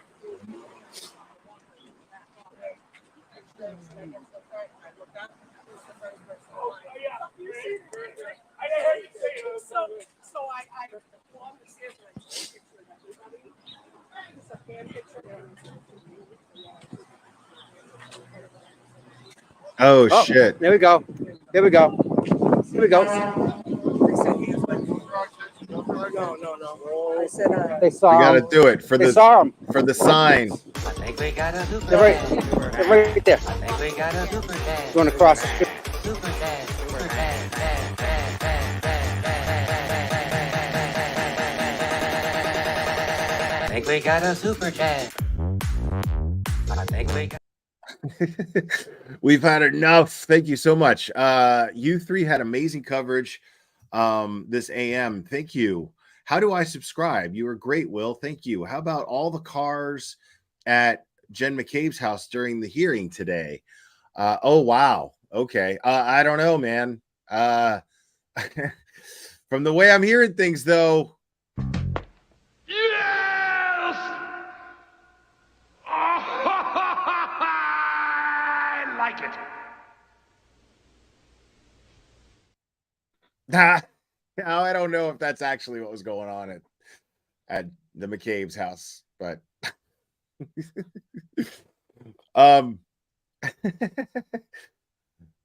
so let me get back to the hearing. I wanted to just get an idea of what was going on. Well, let's watch Karen enter the building. The street first.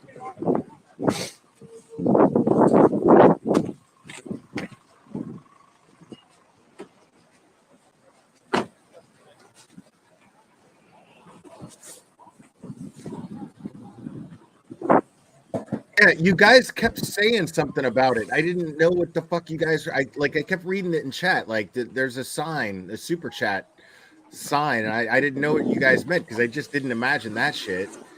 You know. So, when I finally realized what you meant and I saw it, I was like, "Holy shit!" That's just really funny to me.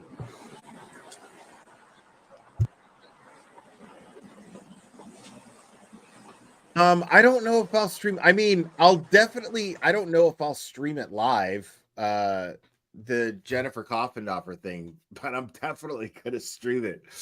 I'm definitely going to go over it. Most definitely. I've just got to hear, I've got to hear the bullshit she spews out. She's going to spew out bullshit. Plevin's going to spew out bullshit. Plevin's already alluded to, and this is the way you got to think, you got to realize Plevin already knows. All of these haters, all of these people who just hate Turtle Boy so much, they already know. They follow Olivia on Twitter. They already know everything that we know. They even agree with it. They just speak against it because they hate Turtle Boy. It's bizarre, but it's a fact. It's absolutely a fact. And so Plevin foresaw this, okay? And he was already alluding to Josh Levy being corrupt, that he's engaged in misconduct himself. So it's going to be interesting because this is what these people are going to go. They're going to, oh, well, you're going to accuse cops of being corrupt. We're going to accuse the feds of being corrupt. That's what they're going to say, which is insane. It's completely asinine. It's absolute bullshit. It is an independent federal investigation where Josh Levy has been going around targeting corruption in Massachusetts. Targeting corruption is what Josh Levy has been busy doing for the last, I don't know how many months. So this case just falls into that.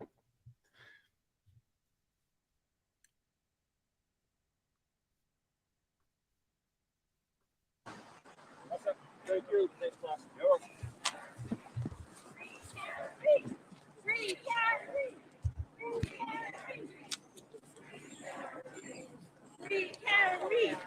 Free Karen Reed. Guys, good luck. Free Karen Reed. Karen Reed. Free Karen Reed. Free Karen Reed. Free Karen Reed. Free Karen Reed. Free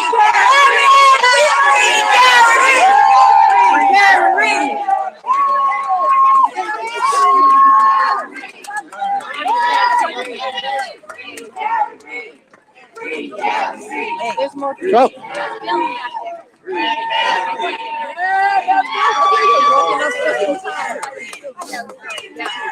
Happy birthday. Go, right?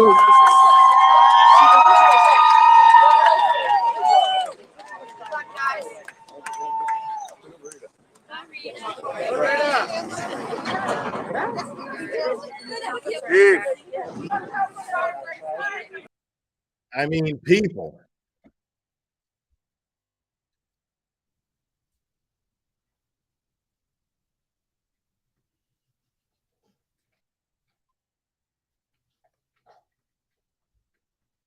Let's listen to Alan Jackson here.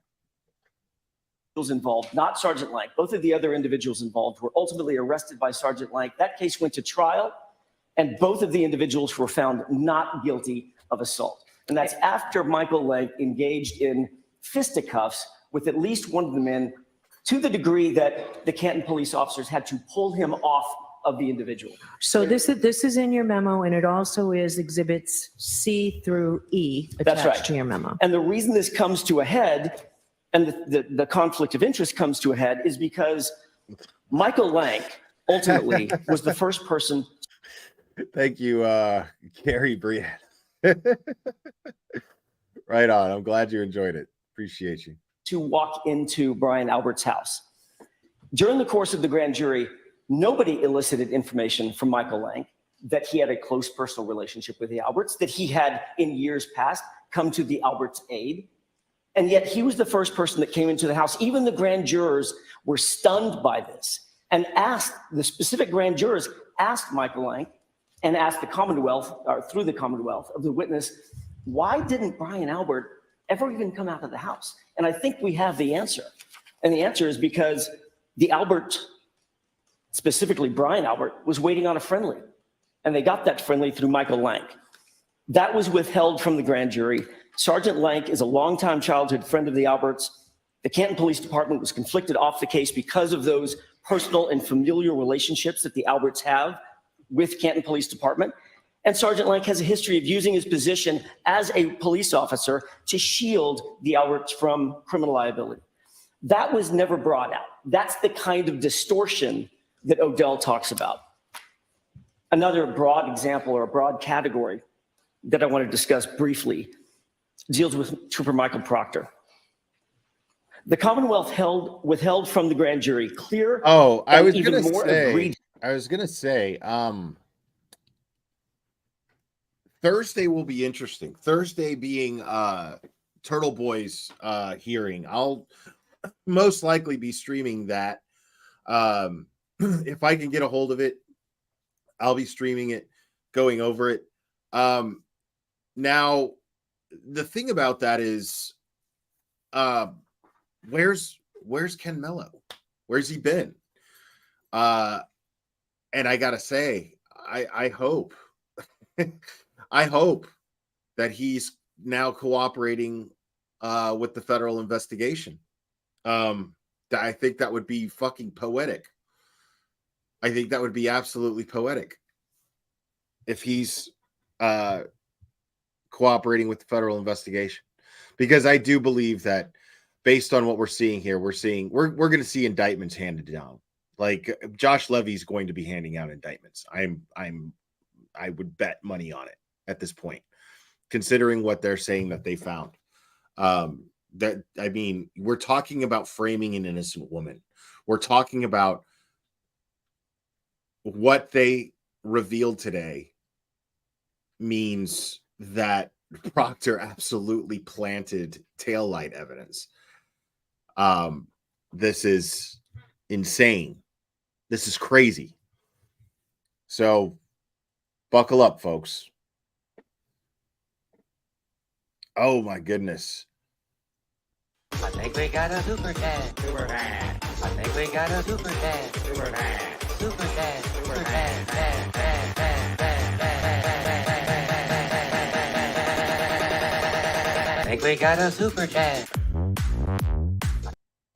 Susan M, thank you so much. Will, is there a link that I can watch what you streamed earlier? I'm sorry, I missed it. Yes. Go to Turtle Boy Live. And yeah, he tagged me and Brian from LTL True Crime in that. So yeah, it was on Turtle Boy's channel that we streamed this morning. I don't think Ken Mello is clueless. Ken Mello is absolutely responsible, directly responsible for weaponizing Chapter 28, Sections 13A and 13B. Ken Mello is 150% directly responsible for weaponizing that law against Turtle Boy and against the Canton Nine. Absolutely, without a doubt. So Ken Mello is absolutely responsible for this.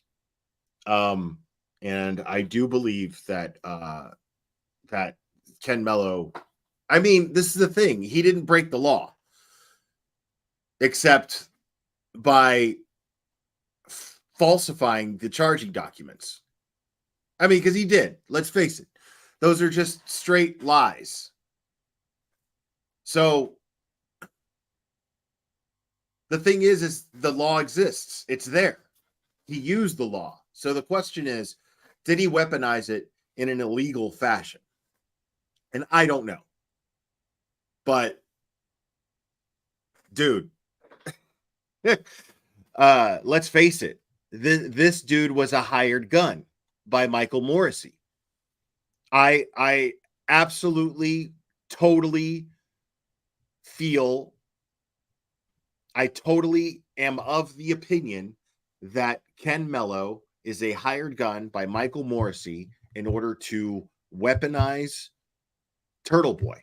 To simply use Turtle Boy as a distraction.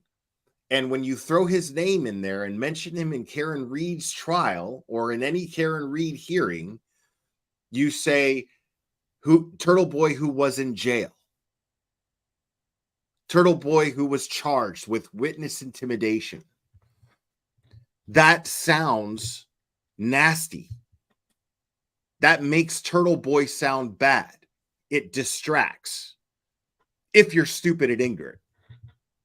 If you're absolutely fucking ignorant, it distracts. But based on the motion that was filed, that Alan Jackson is explaining right now, based on that motion and based on the motion to disqualify, we're looking at the prosecution not saying anything to dispute it. They didn't deny anything that was being said here. All they did was accuse Karen Reed of having some weird, inappropriate, nefarious association with Turtle Boy. And it doesn't matter. I was watching Deets on the Streets live earlier, and before I went live, and Tracy Ann Chasing was on panel, and she said the same thing I was thinking. She was like, I don't understand what the fuck matters that Turtle Boy and Karen Reed were communicating with each other. We've gone over this. It doesn't matter. We went over that. We went over it once the opposition motion was filed and made public. We went over it. Like, what does it matter? He is a journalist. And there was no gag order. So Karen Reed was free to talk to him, have lunch with him, do whatever the fuck she wanted with Turtle Boy. Talk about whatever she wanted. There was no crime here.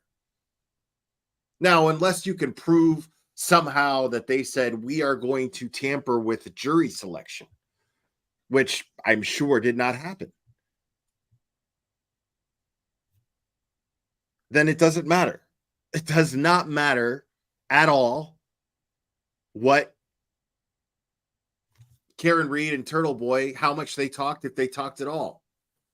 None of it matters. Totally irrelevant. And that was their opposition to these accusations being made from the defense.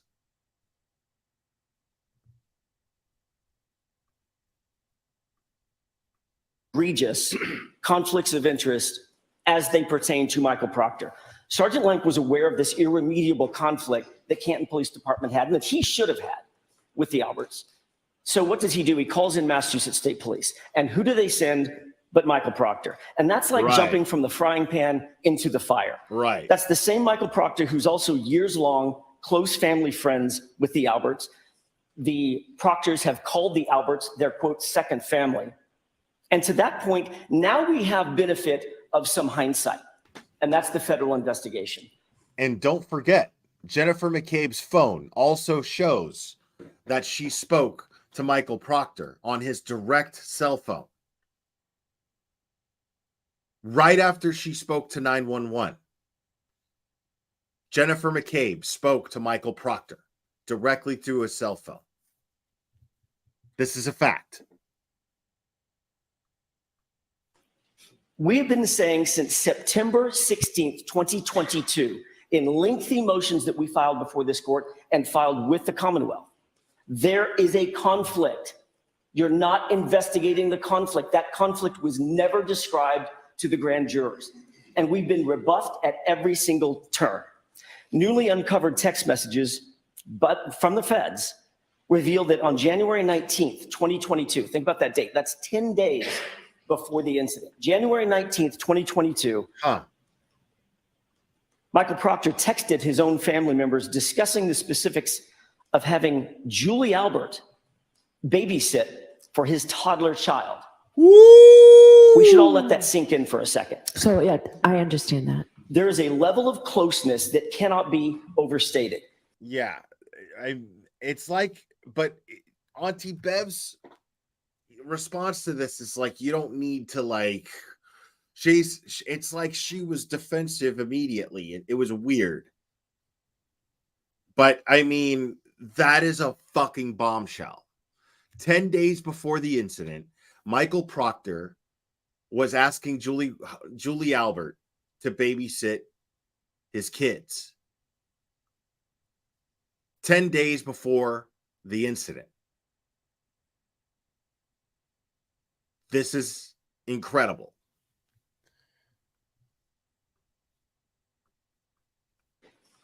Michael Proctor is so connected to the Alberts that he was entrusting them, or willing to entrust the Alberts to be caregivers for his toddler child. And it's not lost on anybody in this courtroom that for 2 years, the Commonwealth has been denying it and still denies it in their opposition paperwork. They still say, well, there's nothing to see here. It's Michael Proctor's sister who really is friends with Julie Albert, and that, that's not a big deal. Everybody looked the other way. As a matter of fact, Ms. McLaughlin wrote the following in her opposition. Yeah, the text disproves this. Trooper Proctor's supposed close and personal relationship with the Alberts is, quote, entirely unfounded and a desperate creation of the defense, a desperate creation of ours. She says we created this. Right. But now we have the benefit of the federal investigation and the and straight up receipts, straight up proof. I mean, text messages between Proctor and the Alberts, getting Julie Albert to want to babysit his kid. You don't get just anybody to do that. You don't get somebody you kind of know. You get somebody that you trust with your toddler child. You get somebody that you trust more than anybody else. That's not, you cannot minimize the nature of the relationship between the Alberts and the Proctors. You cannot do that. It is irresponsible. It is just plain wrong. It's stupid. These people wanted to, they wanted them to babysit, bro. Like, think about that. The Commonwealth finds itself in that very unenviable position of having to eat some very distasteful words, because we didn't create anything. And there's more. On February 1st, 2022, 3 days after John O'Keefe was killed, there was another text message. In this one, Michael Proctor's sister texts Michael Proctor very specifically and writes the following, quote, "Just saw Julie, and Julie said when all this is over, she wants to give you, Michael Proctor, a thank you gift." Michael Proctor didn't respond with, "That's inappropriate. These are witnesses. These are potential suspects. Please tell her don't ever do that again. Don't ever suggest an exchange of gifts again. That would be inappropriate. I'm going to go write a report. I'm going to turn it over to Mr. Lally, and Mr. Lally's going to turn that information over to the defense and to the court." No, that's what he should have done. What he did do is he responded, "Get Elizabeth one," his wife. In other words, get the gift from my wife. It'll be a little less obvious. So now we have the lead investigator from Massachusetts State Police literally discussing the exchange of gifts between the Albert family on the one hand and the Proctor family on the other hand as a thank you, their words, for helping the Alberts out of a jam. And if you looked up quid pro quo. I mean, absolutely. Hold on. Thank you, CE. Breaking news. Turtle Boy and Karen talk through the Funky Fresh app. Watching you three stunned into silence and staring at the screen with your mouths open was epic. Are they done? Thank you so much, CE. Appreciate that. Oh, in the dictionary, you would find this set of text messages. 2 years later, to the day, on February 1st, 2024. Now let's fast forward 2 years later. Now Michael Proctor finds himself on the witness stand in front of a federal grand jury, which we just found out about. That grand jury was tasked with a... Grandmaster Sid Sophos, what's up, homie? No, that's a different Mystery Maven. That's not lawyer Mystery Maven. That's just Mystery Maven. Singular commission, and that was investigating crimes of public corruption by law enforcement in relation to this case. And during that testimony, he was confronted with these and myriad other examples of evidence of his close ties to the Albert family. And he admitted to an AUSA, thank you, under very Caitlin, intense questioning, that not only does he know the Alberts, and does he socialize with them, does he drink with them, does he go to pool parties with them, but he told his partner, Yuri Butnick, all of this before Yuri Butnick testified at the grand jury and before he and Butnick actually interviewed Chris Albert. Why does that mean something? Why does that mean something to the court and to this argument? Because when Yuri Butnick testified before the state court grand jury, he testified that, quote, "following formal introductions," end quote. Tammy D's, thank you so much. Can't they get the info on BH and BA destroyed phones from the phone carriers by their phone numbers? I don't know. That's a good question. I don't know. But remember, this is only 10 minutes. This is just pressed into 10 minutes of this is pressed into 10 minutes of what they're presenting to the judge are the findings of the federal investigation. You got to understand there's 3,100 pages. So this is just the tip of the iceberg. This is a drop in the bucket, possibly, of what they found. They only have 10 minutes. They were prepared to go all day. And then Judge Bev changed it up and said, you got 10 minutes. And Jackson's just getting warmed up here, too. Julie Albert and Chris Albert provided their phone numbers. Following formal introductions, that was a clear deceit on the grand jurors. Yuri Butnick knew, as did Michael Proctor, they didn't need formal introductions. Michael Proctor was considering having Julie Albert babysit his kid 10 days ago. Actually, at that time, 13 days ago. Wow. That left the grand jury with the intentional false impression that these people literally do not know each other. They've never been in contact. They're complete strangers. That was a lie. That was a concerted effort to hide that relationship and to hide the conflict of interest. And the grand jurors were fooled. They were left with the impression, Michael Proctor, Yuri Butnick, they don't know these folks. They're completely neutral, independent investigators, and nothing could be further from the truth. And the revelation of this evidence culminated in front of that same grand jury on February 1st, 2024. Under additional intense questioning by the Assistant United States Attorney, Proctor was caught in his own web of deceit and testified as follows, quote. Now, this, folks, what we have to really acknowledge here and understand, this isn't negligence, okay? This isn't negligence. These guys absolutely lied to a grand jury about Michael Proctor's relationship with these witnesses. He absolutely lied. They both absolutely lied to the grand jury. Uh-oh. I think we got a super dad. Super dad. I think we got a super dad. Super dad. Super dad. Super dad. Dad, dad, dad, dad, dad. I think we got a super dad. I think we got. Grandmaster Sid Stovos, thank you, buddy. Glare, I've got one leg in Trinidad and one leg in Baghdad. Sorry, bro. You got nothing to be sorry about, homie. Thank you, buddy. So this is the AUSA talking or asking the question. So obviously we're asking questions about your relationship with Julie Albert, with Chris Albert, and with Colin Albert. Do you understand that? Answer, yes, sir. Question, and you're saying that you're minimizing, quote, minimizing your relationship to the grand jury, correct? Answer, yes. He finally, under the scrutiny of a federal grand jury, admitted that he had been lying about his relationship to the Alberts, which means he lied to the grand jury, which means that evidence was distorted in front of the grand jury.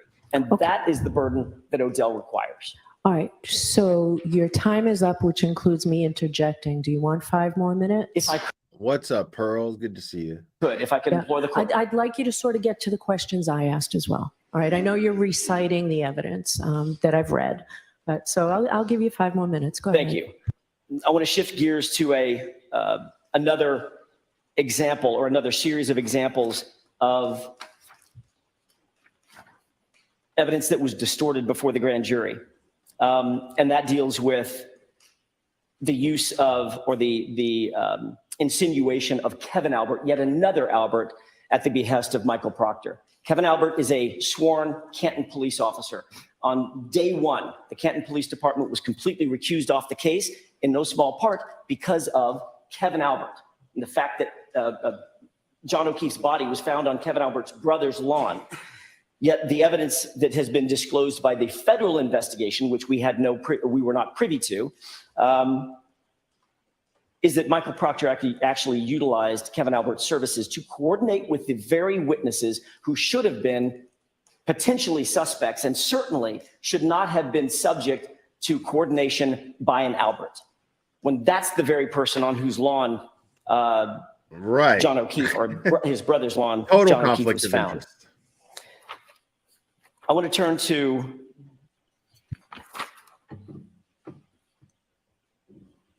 at least one more situation in my remaining minute or so, given the fact that this is curtailed. And this is not in our papers, but obviously it's a complete and probably the most obvious distortion of the facts. The Commonwealth suppressed one of the most obvious pieces of exculpatory evidence in the entire case, and that was a piece of evidence that they know torpedoes their entire case and their theory of this case. And that this is very concerning, Paul Cristoforo. Guys, if you don't know, Paul Cristoforo is very intricate in organizing these protests, these very peaceful protests. Oh, I have a poll about that, Luna's mom. Thank you so much, Luna's mom. Now, interesting that Paul is saying this. They were in their vehicles taking pictures. Now, that's the thing is I'm genuinely concerned because these people are desperate. People are likely going to go to jail over this. Like, we're talking about cops. There's going to be cops that are probably going to go to jail. When you look at everything that's taking place here, this is something that I've never seen before. It's dangerous. I mean, everything that you're looking at very resourceful people who are about to be very desperate. You understand? So this is not to be taken lightly, which it's really important that we acknowledge the risk that these protesters are taking, the risks that the protesters are taking, the risks that Turtle Boy has taken, the risks that the Canton Nine have taken, the risks that you have to look at the risks that are being taken by anybody talking about this case and naming names. Thank you so much. Hold on. Here we go. Luna's mom, thank you. Your poll is will not. Should. Just saying. Love you. Oh, appreciate it. Okay. Let me see what that.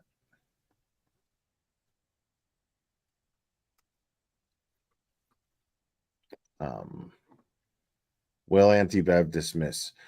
I mean, we know she should. Like, that's why I put it that way. I did that on purpose. Thank you, Luna's mom. But yeah, I did that on purpose. We know she should. We already know that. Now, again, I cannot stress enough. Thank you so much. You guys rock today. Caitlin, thank you so much. I appreciate it. I cannot stress enough. You guys got to appreciate that it's what these folks do. Standing out there, standing up at select board meetings and speaking and demanding change in their community. This is nothing to shake a stick at. This is nothing to turn our noses up at. This is what they're doing is very dangerous at this point, because people who have things to answer for are about to become very desperate. And that's a very important thing to keep in mind.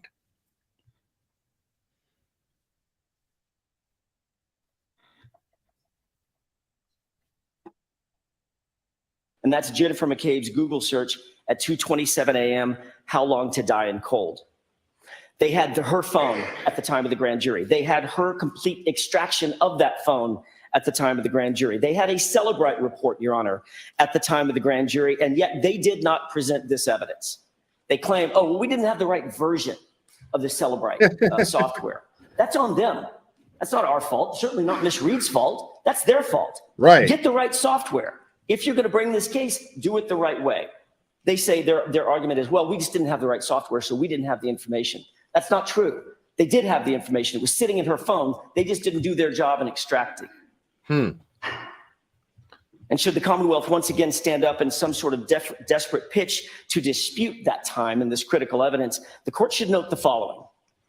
Not only does the Celebrite report confirm the search and the time of that search, not only do our experts confirm the search and the time of that search, but now a Quantico-trained special agent with the FBI's Regional Computer Forensic Lab, in other words, the United States Federal Bureau of Investigation, also specifically confirms that that search was made on Jennifer McCabe. I mean, look at Karen, dude.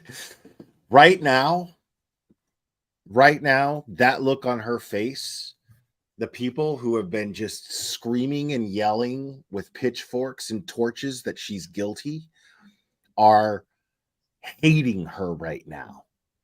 Their guts are on fire watching her gloat at the fact that they have they have proof from an independent federal investigation that Jen McCabe absolutely made that Google search at 2:27 a.m. And and that right there is Karen Read. If looks could say one word, it is check. Not quite checkmate yet, but it is check. McCabe's phone, and it was made on or before 2:27 and 40 seconds a.m. on January 29th, 2022. That fact, Your Honor, is no longer open for debate. And none of that was presented before the grand jury. I'll conclude by saying any one of these examples, and I didn't touch on all of them, but any one of these examples, the gift giving, the babysitting, the telephone extraction, the Google search at 2:27 in the morning, all of these, any one of these would be enough to dismiss the charges as they sit here today. But the cumulative effect of this deception and all of it, this distortion from the grand jury, is too much for the court to ignore. We love you too, Caitlin. Thank you so much.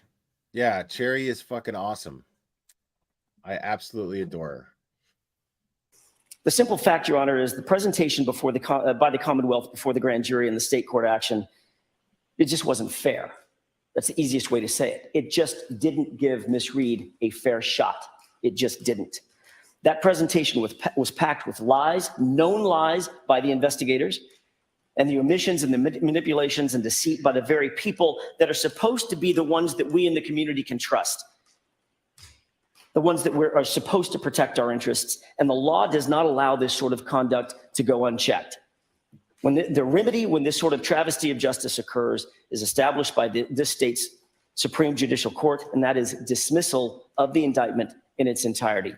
And it is not enough, and I'll be surprised if I don't hear it today, but something suggests, based on the moving papers that we just got from Ms. McLaughlin and Mr. Lally, are, well, Your Honor, we didn't know. We didn't know about the text messages. We didn't know about Proctor. We didn't know about Lank. All that stuff was revealed through the federal grand jury. It doesn't matter that Ms. McLaughlin individually didn't know, or Mr. Lally can say, I claim ignorance, I didn't know either.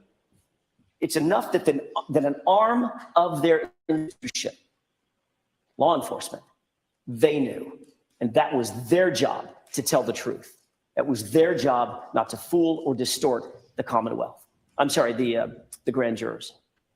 With that, Your Honor, thank you for the time, and I'll submit. All right. Thank you. Boom. Mr. Lally, we're going to start with 10 minutes. If you need more, you need to tell me.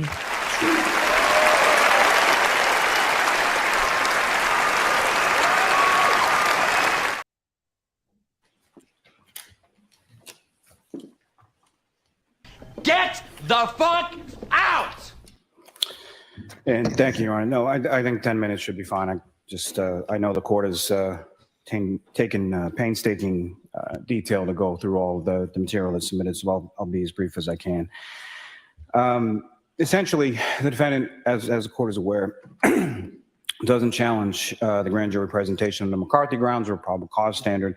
Defendant motions challenges under Odell. Odell essentially states dismissal of an indictment on impairment of the grand jury proceedings requires proof of three elements, as the court is well aware.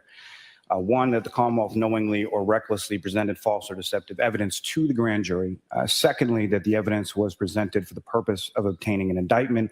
And three, that the evidence probably influenced the grand jury's decision to indict. None of which I would submit the defendant has met their burden with reference to any of those three elements. What do you mean, dude? Like, what do you mean? What kind of shit are you talking, Lolly? Think about it. They just explained that through a federal investigation, text messages that took place between Michael Proctor and fucking what's her face, Julie Albert. I mean, this is, you've got every single thing here absolutely points to Brian Albert deflecting the investigation from the inside of his home. That's everything points to this. All of the lying, everything points to this. And then this guy's rebuttal here is it's not true. What do you mean? It's all right there. Like they're quoting the federal investigation into the district attorney's office. They investigated the investigation. It's there. What's up, Dave from Making Law Simple? It's good to see you, buddy. Just addressing sort of the overarching themes of the defendant's motion. The defendant challenges, as he just stated, the testimony of Canton Police Sergeant Lank and his testimony attributing statements to the defendant that were made in the aftermath of Mr. O'Keefe's body being. Right, Luna's mom. Thank you again. He needs 3 minutes to say, yeah, but Turtle Boy, disgrace and humiliation, your career is over. Agreed. Like anybody just moving forward in this case, like, I mean, Lolly is accountable, man. He is. Lolly is absolutely accountable because he's a grown fucking man and he took an oath and he is moving forward with the case when he has absolutely no evidence that holds any water. It is all full of holes. All of the evidence was already full of holes. Before this federal investigation, the evidence was full of holes. They moved forward with this case and it is unethical to do so. Lolly is absolutely accountable and he will be charged. I'm sure he will be somehow reprimanded. One way or the other, he'll be reprimanded for going through this, with this.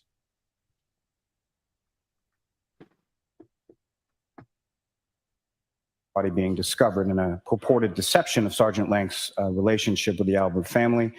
Trooper Proctor's purported false and deceptive statements throughout the course of his testimony, and the Commonwealth's failure to elicit a purported inconsistent statement of Christopher Albert, and the Commonwealth's failure to impeach Julie Albert's testimony. Your Honor, simply put, none of these issues or stated malfeasance actually occurred before this grand jury. As it relates to Sergeant Lank, I mean, we're talking about what the defendant submits as an attachment is an incident from almost 20 years ago, which doesn't involve anyone who was at the house at 34 Fairview Road on the night Mr. O'Keefe died. The statements that Sergeant Lank is attributing to the defendant were not only testified to by Sergeant Lank, and they're testified not in a deceptive manner. They're testified to by Sergeant Lank in the sense of he indicated he spoke to officers who had preceded his arrival. All of those officers also testified before the grand jury. All of those members who received statements from the defendant essentially indicating that she did it, that doesn't just come from one source. That comes from at least 5 different witnesses, 3 of them paramedics with the Canton Fire Department. Counsel posits the question of why didn't Brian Albert come out of the house? No one did. Not only out of that house, but any house. It's right. Yeah. What any house? What are you talking about? What does that even matter? But nobody came out. I find it impossible to believe that Nicole Albert slept through all of the commotion of a dead police officer being found in her lawn. I find that to be completely and totally unbelievable. There is no way that that happened. There's no way that that happened for obvious reasons, but also because we know that she spoke to Jen McCabe over the phone after the 911 call. We know for a fact that this happened. So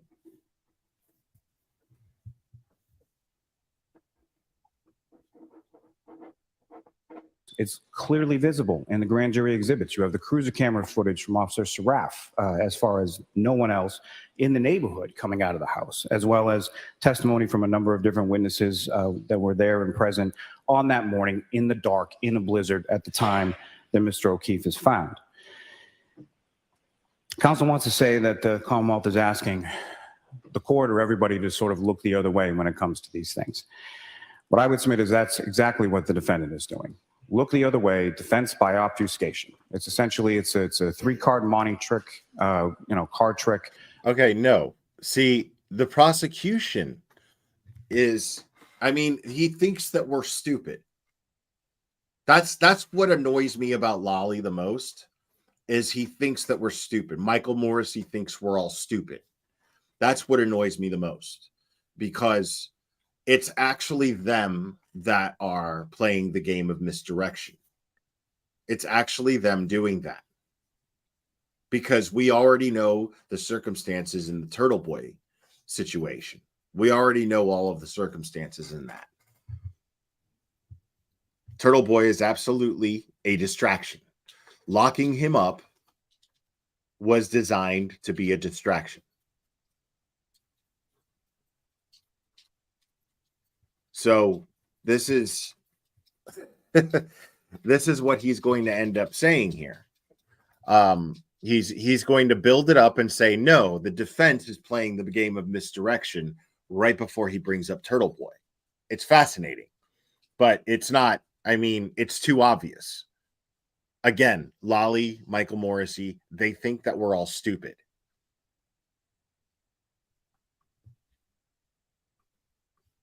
On the corner on the side.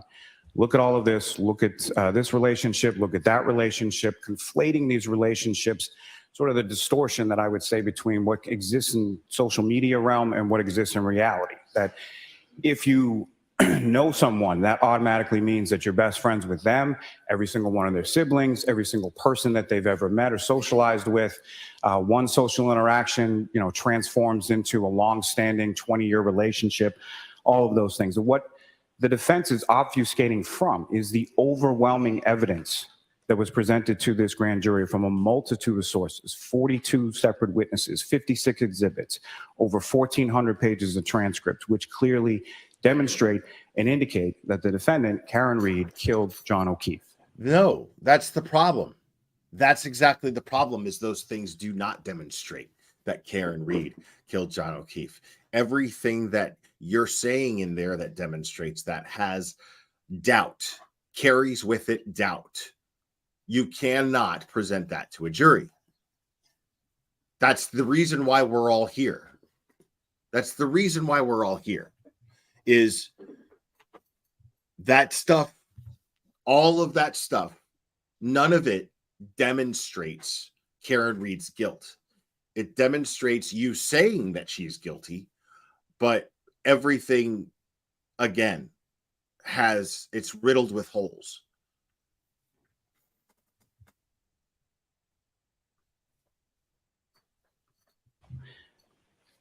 But they don't want you to look at that. They want you to look at who texted who when and what they said and what was asked and what was promised.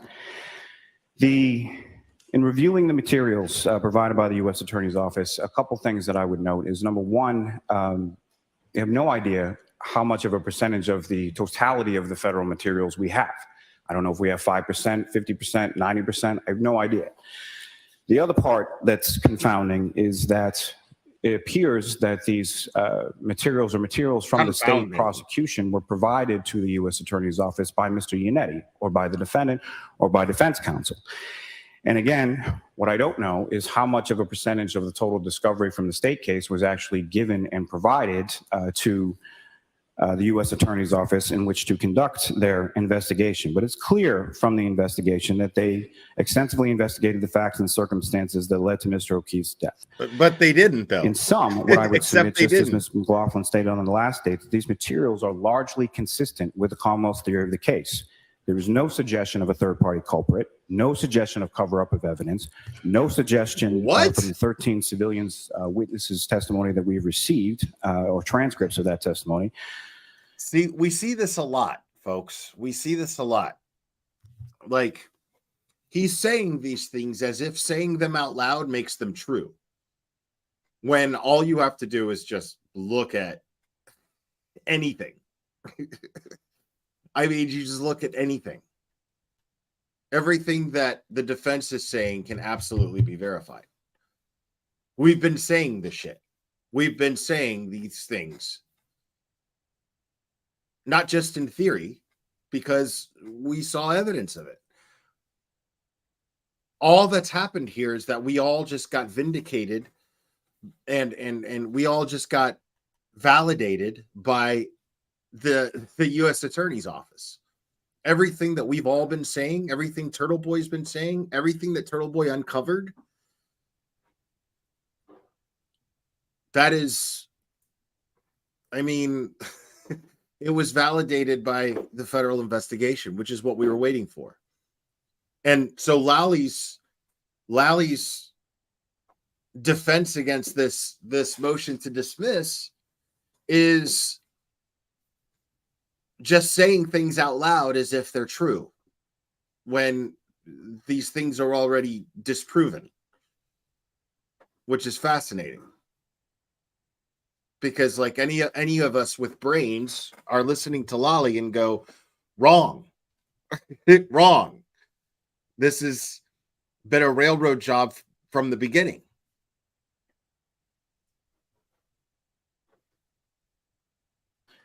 All of them confirmed that Mr. O'Keefe never entered 34 Fairview Road. All of it was absolutely no animosity between the individuals at the Waterfall Bar or at 34 Fairview residence. There was no fight. There was no dog attack. There was no eyewitness to the circumstances that led to Mr. O'Keefe's death. Witnesses also testified consistent a year later. They testified in the state grand jury in the spring of 2022, largely in the spring of 2022, and then largely in the spring of 2023 before the federal grand jury. And their testimonies are largely consistent with the defendants making declarative statements that she did it. Not a question mark at the end, but clear definitive statements on scene, that she had discussed the damage to her taillight prior to leaving Mr. O'Keefe's home on the morning of January 29th. You have a number of different statements that were alluded to. Now, folks, have it on good authority that there is evidence that we have not seen yet in regards to that morning. But I have a feeling that we'll be seeing that at some point soon.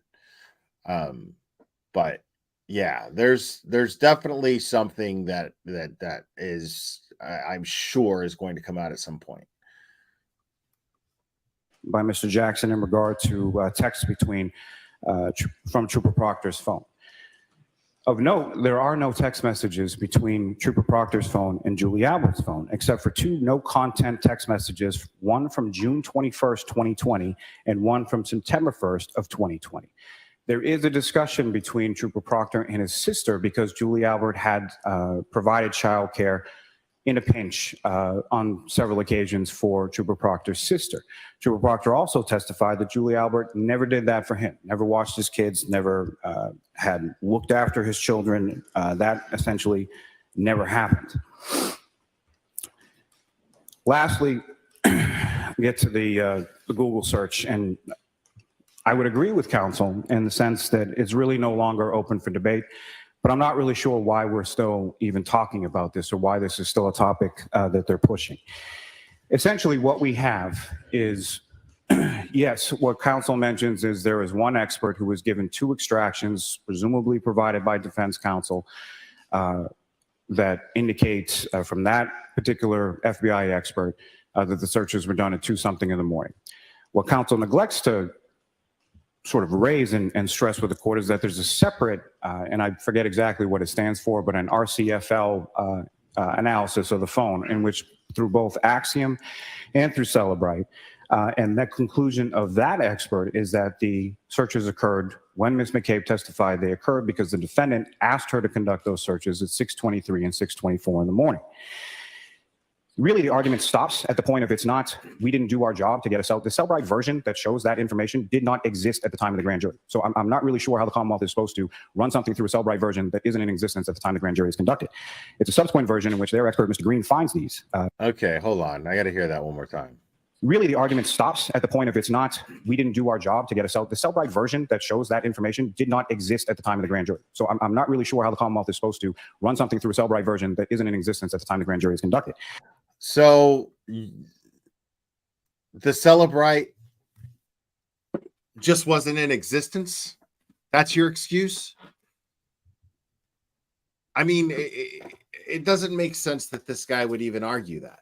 It makes absolutely zero sense that this guy would even argue that the Celebrite data, the Celebrite technology, the version didn't exist at the time. Of course it existed. Whatever was used that says that she Googled at 2:27 a.m. how long to die in cold. Well, I'm sure that version was used by many other prosecutors, many other investigators in many other cases. I mean, think about that. Think about all of a sudden they're saying that this version of it's no good. But what about all of the crimes that were, what about all of the people that were convicted through that version of Celebrite? I mean, so it's an insane approach to this case. Like that alone is an insane approach to this case. It's a subsequent version in which their expert, Mr. Green, finds these purported search without looking at the cache files, without looking at the DB list, without looking at the SQLite database, without looking at the wall file, all of which was done not only by Trooper Garino, an independent expert named Jessica Hyde, which counsel has all of that, as well as the senior technical analyst from Cellbyte itself, a man named Mr. Whiffen. Counsel's had this report for months at this point. And essentially, Mr. Whiffen is essentially the person who creates the software that all of these experts are using. And his definitive opinion indicated in his report is that Ms. McCabe conducted those searches at 6:23 and 6:24 in the morning. So I would agree with counsel that it's really no longer up for debate. I think we just disagree as to conclude. Cherry, if you could do me a favor and find that statement from Bradel. Where would I find that? Does anybody know? Mazza Media, good to see you here. Would you know? I would love to know because I'd like to read that statement from Bradel. That would be Tim Bradel, who is Turtle Boy's attorney in all of this madness.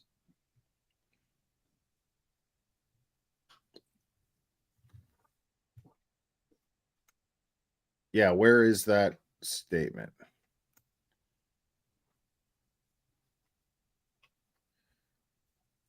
Because does he have a Twitter? I don't even know if like I follow him on Twitter or not.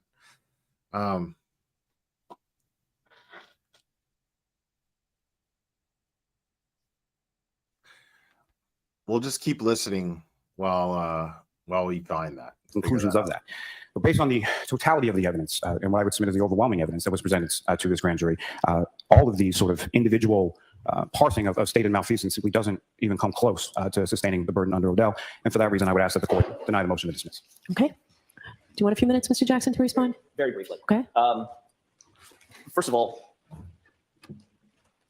it's always interesting to hear an argument that suggests there's nothing to see here. That's exactly what Mr. Lally did yet again. He said, look the other way, right. The other way. Oh, it's the defense that wants you to look the other way. We don't want you to look the other way, Your Honor. We want you to look directly at the evidence of the compromised relationships that Trooper Proctor had and hid That's what we want. Exactly. We don't want you to look away. We want you to look directly in. We want you to see exactly what the fuck we're seeing. There's clear deception taking place here. And if an independent federal investigation found that there's no way that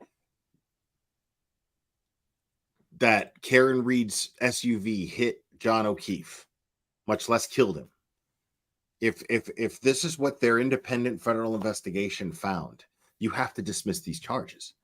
Like, I mean, it just, and you just, again, Lolly's just up there saying these things and thinking that if I say them out loud, they must be true. Look the other way. The defense isn't saying to look the other way. The prosecution is saying to look the other way.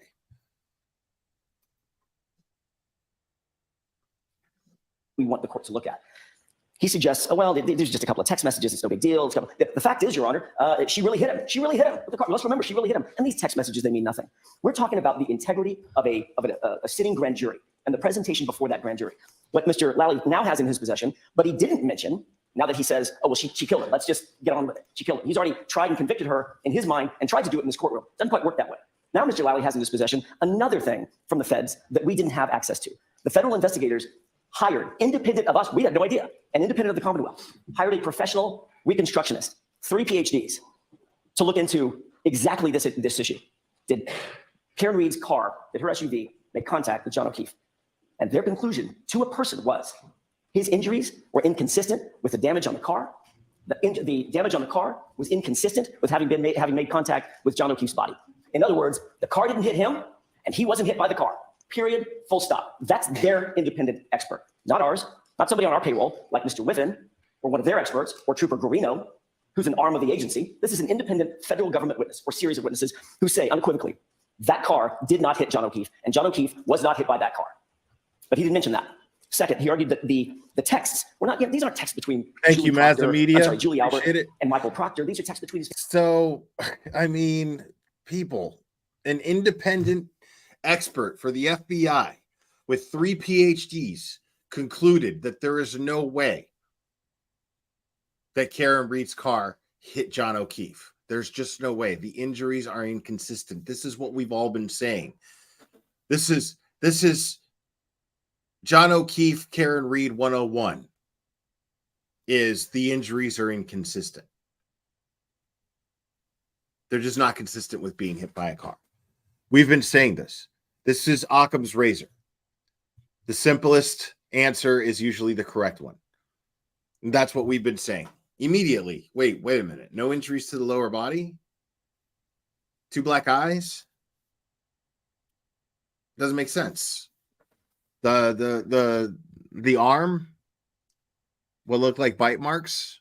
Doesn't make sense.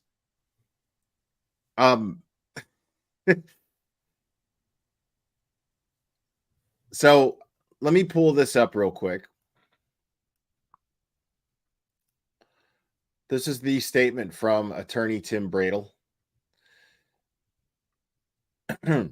Thank you, Mazda Media, for sending me this.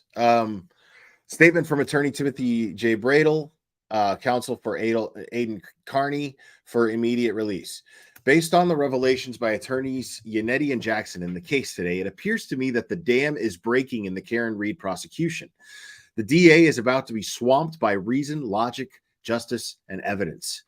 Aidan was right all along and has suffered greatly. We should all thank him for facing down this dragon. This has been the most disgraceful chapter in Norfolk County law enforcement history since Sacco and Vanzetti. Excuse me. I don't know how these figures can ever show their faces in a courtroom again. In the best interest of all innocent parties, here's what I think needs to happen immediately. Anti-First Amendment District Attorney Michael Morrissey needs to step down. The prosecutions of Aidan Carney and Karen Reed need to be ended forthwith by the Commonwealth with the filing of a writ of nolle prosequi, a nolle pros. Okay, I don't know what that means, but the state police need to remove the entire Norfolk County detective unit from this case and from the office. This unit never should have been allowed to trample the First Amendment and prosecute my client when they had a personal interest in stopping Turtle Boy's journalism and exposure of some of these very same individuals. This was a conflict of interest, an abuse of power, and a sacrifice of our country's commitment to the Bill of Rights. Wow. Bradle's saying this shit with his chest, and I love it. Any outside investigation needs to be commissioned to begin to fathom why a culture of impunity and lawlessness festers in these law enforcement institutions. I know so many elite, honorable, decent professionals in the state police and the Norfolk DA's office. They deserve a climate where they can proceed ethically with their investigations and conduct their prosecutions with honor and integrity. Let the federal indictments come forth and let the healing begin. The people of Norfolk County deserve better. Wow. Timothy Bradle, my man.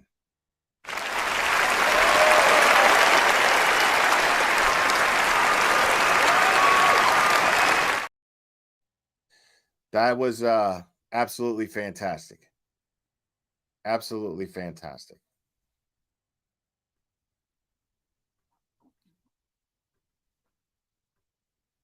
His family members. And then he mentions these two texts that had no content. What are the chances that Michael Proctor sent Julie Albert texts with no content? Your Honor, it's not that they didn't have content, it's that it couldn't be recovered, which sometimes happens. But we do have evidence that they were, in fact, in communication with each other as early as 2020. And with regard to the 2:27 a.m. search, it's not a three-card Monty. It's not a shell game or whatever other fanciful thing Mr. Lally wants to suggest that it is, as he tap dances his way around this. He says that our expert, Rick Green, didn't look at the SQ Lite database. Yeah, Mr. Lally, reread his report. Yes, he did. He didn't look at the wall file. Yeah, Mr. Lally, reread his report. Yes, he in fact did. And he's the one that found the 2:27 a.m. search. And with regard to the Regional Computer Forensics Lab, that's the definition he couldn't remember. What they actually said was, because Mr. Lally got this wrong too, what they actually said was, yes, there was a 6:23 and a 6:24 search. And there was a 2:27 a.m. search as well. All three of those searches existed in the phone, Jennifer McCabe's phone, and it's not up for debate. That wasn't presented to the grand jury. The information that we've been talking about today wasn't presented to the grand jury. We're talking about the integrity of a proceeding. He doesn't get to convict my client by standing up here and pounding the table and saying, oh, she did it, she hit him. So let's just all get on with it. Deny this motion. We're talking about the integrity of what is the foundation of Massachusetts judicial system. And that integrity was compromised, that integrity was impaired. And it demands that justice be done. And that justice is in the I completely agree. What he's saying here. KP Soper, thank you so much. Welcome. The feds said he was not hit by a car. Right. He was not, according to the feds. Absolutely. And thank you so much. So that this is what he's saying. He's saying that the searches were not presented to the grand jury from the beginning. They conducted the search. They came to the conclusion that the search happened at 2:27 a.m. and the two at 6:30. The prosecution actually uncovered this. So they're talking about just the mere integrity of the investigation was compromised from the get-go, from the presentation to the grand jury.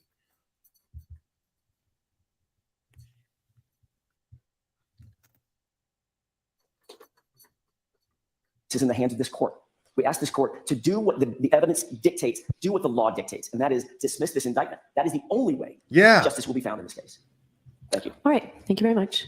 Ms. Giannetti, you all set? I mean, dude, she's fucking innocent. She is clearly innocent. I mean, what else do you need?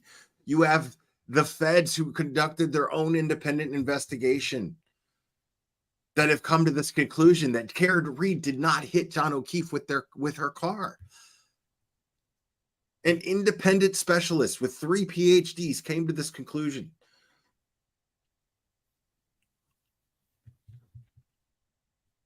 This is not someone hired by the defense.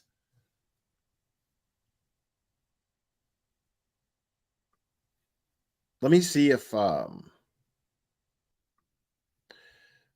see something.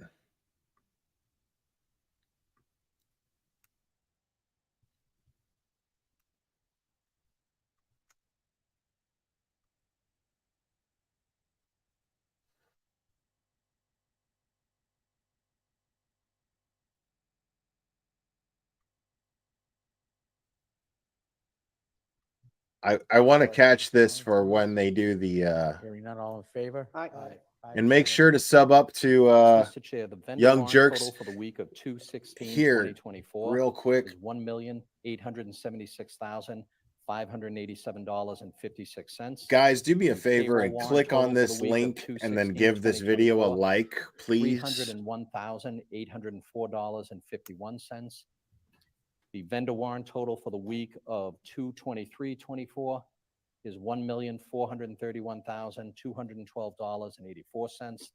The payroll warrant total for the week of 2/23/24, $1,584,335.17. The vendor warrant total for the week of March 1st, 2024, $1,834,111.86. The payroll warrant total for the week of 3/1/24, $300,438.62. Next, Mr. Chair, I move that the board approve the cemetery lot and perpetual care deed. Second. Motion made and seconded. All in favor? Aye. Aye. 5-0. Next, I move Yeah, that the so- board approve the minutes from the select board meeting. Chris Albert's February there. 20th, 2024. He's in attendance. Second. Motion made and seconded. Comments, questions? All in favor? Aye. So in topics not anticipated, we have just two items. So, Mr. Duty, one of them is to approve the warrant. Do we need to hold off on that while we're waiting for the Finance Committee and Mr. Hines to weigh in on their articles? That's a good question. I would defer to town council on that. It's the election, not town meeting. This is the election. Oh, the election, I Oh, I thought you apologize. said- oh. It's not about the warrant. Sorry, I apologize. You confused me. Right, Yeah, it's not a this is warrant. wild, man. Like this So at the is request of the wild. town clerk, This I is move what that I'm the here board, for. approve Look at the that. Look at how warrant many for the people are in annual there town waiting to election. talk. Second. Motion made and I'm here seconded. for this shit. Comments, questions? Hearing none, all in favor? Aye. Aye. Also, a topic not anticipated, the Superintendent of Public Works is asking for authority to be the signatory to file a grant for the Canton lead service line inventory and replacement plan. So I make a motion to authorize the Superintendent of Public Works to apply and sign for a grant for up to $280,000 for the Canton lead service line inventory and replacement plan. Second. Motion made and seconded. Any comments or questions? Hearing none. All in favor? Aye. Aye. Next, Mr. Chair, we have the Town Administrator update. Judy?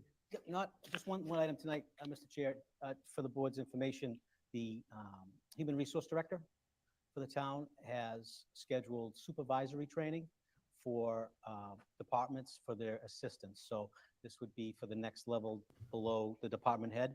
She's organized supervisory training that's going to take place over 3 weeks. It'll be each Thursday for 3 weeks, where the assistants will go through a variety of topics that have to do with, supervision of employees. So it's a progressive program that she's putting forward. It hasn't been done here in the past. So, really grateful that she put that together. Should do a lot of good for our assistants and helping them become better leaders and also improve succession planning. So kudos to her. Jody, thank you. Boo! You suck! Next, Mr. Chair, we have some clerk notes. Where do you get these fucking idiots, huh? Where do you get them? So a reminder that the third annual Canton Cleanup Day will be held on Saturday, April 6th from 10 to 12. The rain date will be Sunday, the 7th.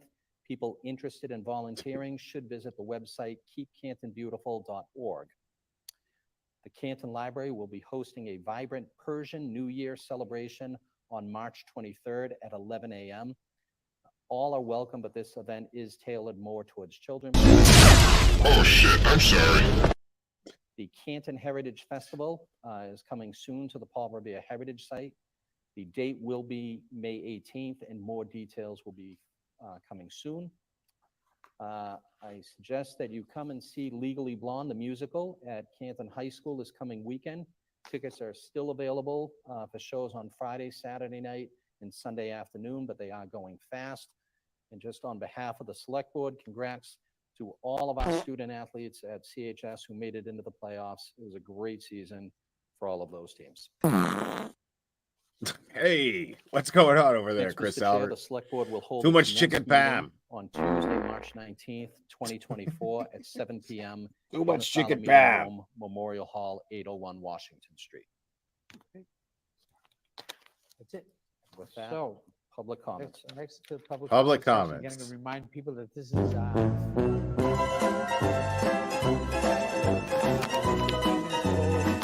firm 3 minutes per speaker. I would encourage those that do wish to speak, be mindful of the others. Starting with that, we'll go back and forth. We'll start on the left side of the room. If you could just identify yourself, please, and go from there. That's my side? My side? Yep, Is my microphone on? should be. Yep, Yep. yeah, we Is it can on answer. for the people? Kathleen Howley, Canton resident. There was a gun threat last month at the Canton Middle School. Instead of addressing it transparently and responsibly like Norwood did when it had hit its shooting threat at its middle school on Friday, the Canton superintendent and the Canton chief of police covered it up. Parents received no details about What? the shooting threat in Canton that was averted only by chance. A parent happened to see it and report it. The only communication was a super vague email sent 2 hours after parents dropped their kids at school the next day. It was deliberately vague about a threat of violence, far more vague than other safety updates we get from the schools about medical emergencies or power outages. It did not use the word gun or weapon. I've seen the video. The student says he's locked and loaded, that he has cleaned his guns on Sunday, and that the next day, a Monday, a school day, he will see you all in hell. The wording reminded some parents, including myself, of the threat posed by Ethan Crumley the night before he went to school and killed. Wow. We have received zero information, including the type of gun and whether the police searched the house for other guns. Recently, a Canton citizen wrote to Charlie Duty about the shooting threat. Charlie said it was the superintendent's responsibility and the police couldn't say anything, even though other Dude, towns, it's including fucking Norwood, crazy. are able to update their citizens, minus the minor's name, of course. There you have the three highest paid employees in Canton: the superintendent, the police chief, and the town administrator. None of them feel urgency about communicating with parents about a threat of violence involving Canton children. It's been 5 weeks. You, the select board, are the police commissioners of our town. Our police chief's contract says she works under the direct day-to-day supervision of the select board and the town administrator. You've said that you don't want to oversee the police chief, so you don't do it. Imagine if any of us said that about our job. We don't like doing part of it, so we don't do that part. In Norwood, the police updated the entire town daily, and this Sunday night, they announced they arrested a 12-year-old boy and charged him with threatening a mass shooting. The police also said they searched the boy's house for guns, and they didn't find any weapons at all. How reassuring for the parents of Norwood students. Other towns can provide that information to residents, but not Canton. In Canton, we get zero information. Importantly, the students got no information about the consequences of making such threats. Hopefully, there were some.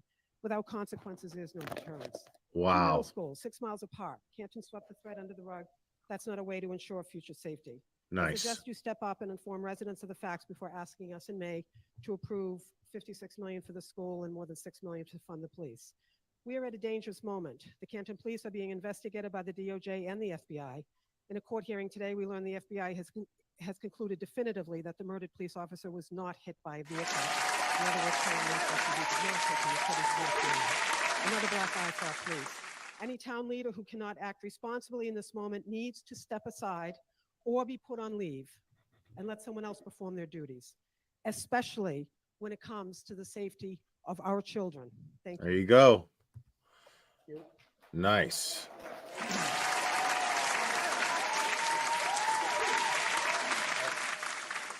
Good evening. I have a question for the board. Identify yourself, please. Jennifer O'Donnell. I have a question for the board. Nice. Is it obvious that you backed the wrong horse yet? Nice. I have This purposely lady's awesome. not brought up the Karen Reed case to the select board meetings outside of speaking in memory of John O'Keefe. And I won't pretend to know what happened that awful night. However, what is very clear is it wasn't Karen Reed. Nice. I'm not sure if you have been following, but the last hearing, we all got to watch Chris walk in behind a woman who gladly used her body to entrap a journalist. Nice. Reporting too effectively. Woo! A human shield, smiling. She's on smuggly, fire. Feeling so smart. Well, it's backfiring. Good smile, Chris. Chris has shown us how low he's willing to go.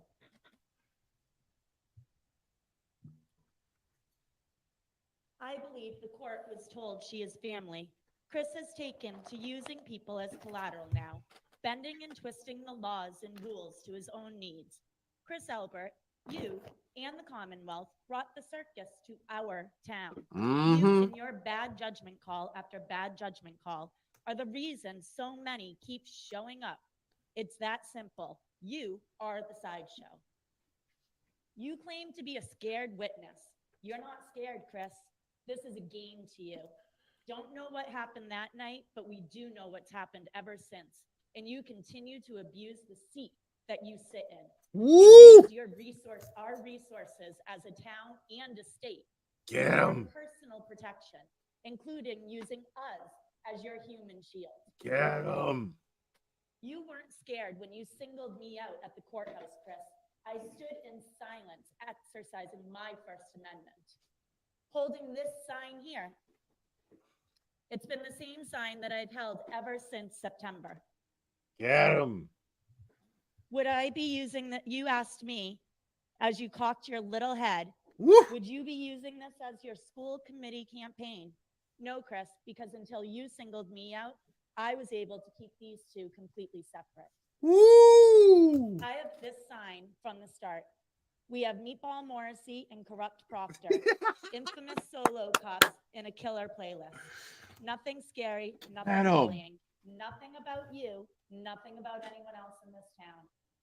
No mention of the McAlberts. You have used trashy people in court as a shield, and you have used our town as a shield long enough. You and the entire family and social circle are involved in this case to be making any sound judgments on behalf of our town. You should take the time to focus at home. Thank you. You should be embarrassed. of yourself. That was an You should ass be ripping. Embarrassed of yourself. Embarrassed.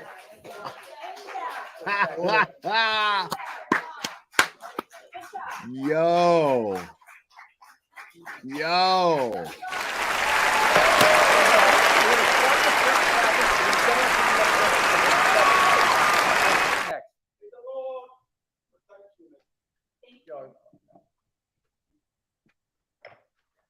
Go ahead, next.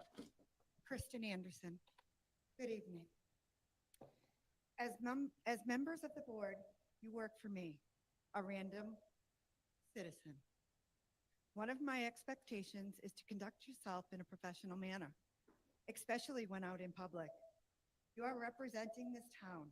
However, attending a high-profile murder case, swearing at bystanders, and making derogatory comments to other random citizens that are currently running for specific seats within the town. Well, that is extremely inappropriate and unacceptable and should not be tolerated. I know I do not tolerate it. With that being said, what part of, dude, you gotta go, do you not understand? Thank you and have a good evening.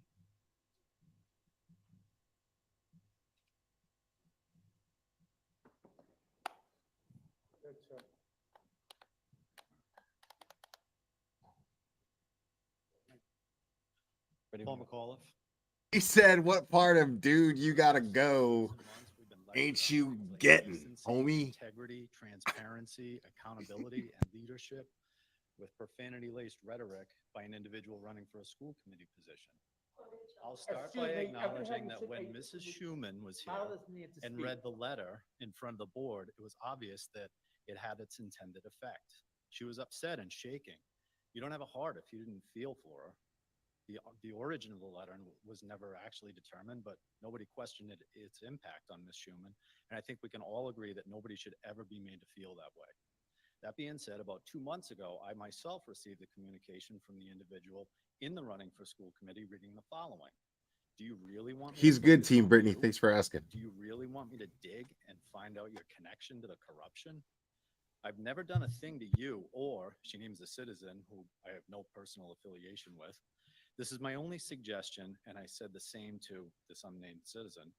Pretend I don't exist or prepare, misspelled, for me to fight back. I'm not fighting any one individual. I'm fighting to make a less toxic environment for all of our children. Why are yours in private? That's what I've been told.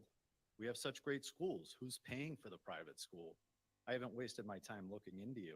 But I maybe think I remember this guy from one of Turtle Boy's unlike the letter videos. Ms. Schumann received, this message had a timestamp, date stamp, name, and photo attached.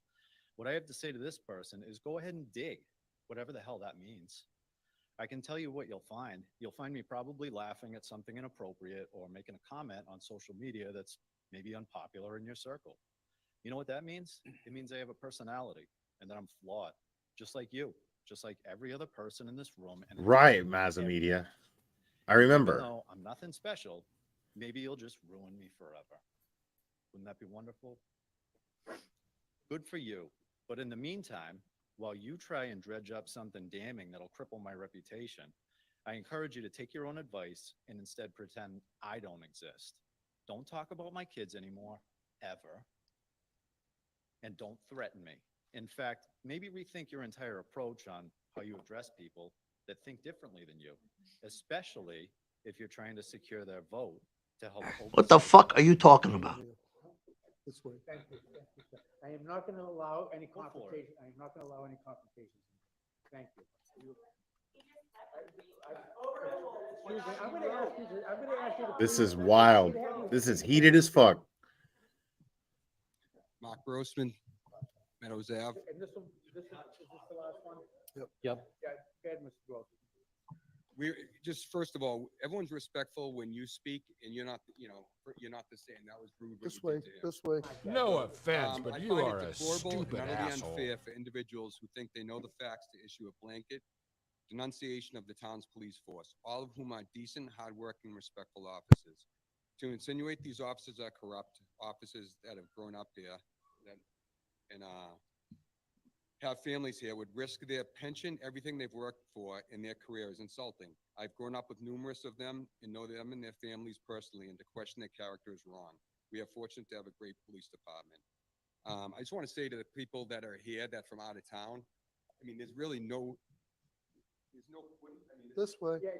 I feel like there's no place for these people that don't live in Canton. They're here for one reason and to cause problems. They don't care for the better of the town, causing a mockery. And I think anyone that is. Thank you, Team Brittany, for gifting 5 with them. I mean, memberships. these people like find Tracy problems Ann, in Remy, your own town. I don't know why you're here. You know? Ephraim, Yeah. Okay, that's it, that's it.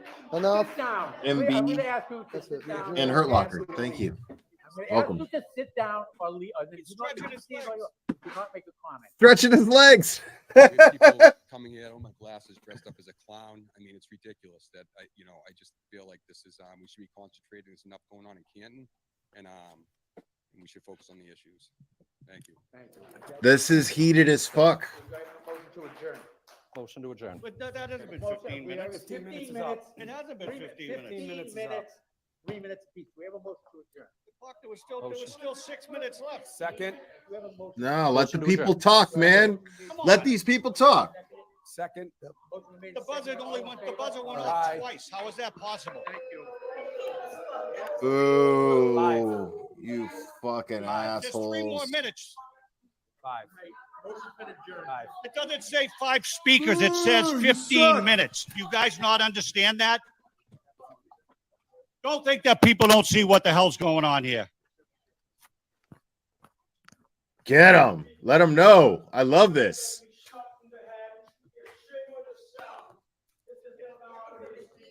Oh my God.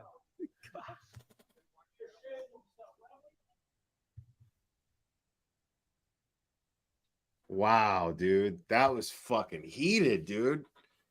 That was some of the fucking rocks, so they crazy. gave up and sold it to someone else, and they sold it to Rick. Dude.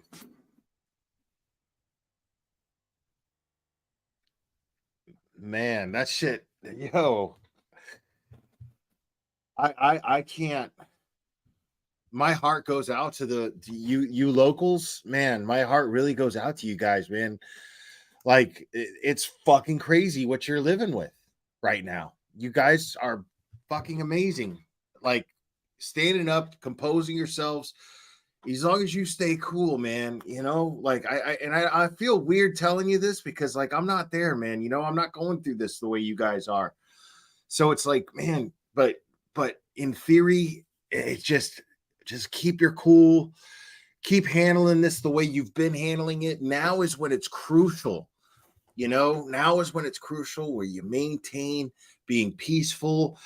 Don't let anybody scare you, but be careful.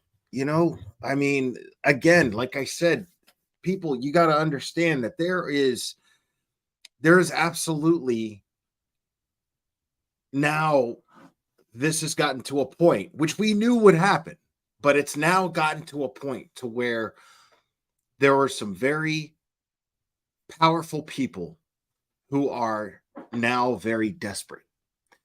And that can be very dangerous. That could be very dangerous to anybody who is speaking their mind, speaking up. So everybody who's been protesting, and everybody who's been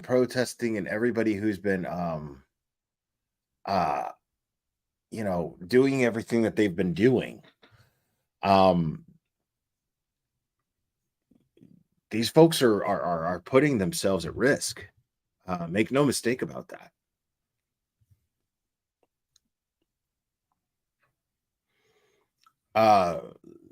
Wallpaper and Solo Cup stickers. I don't know.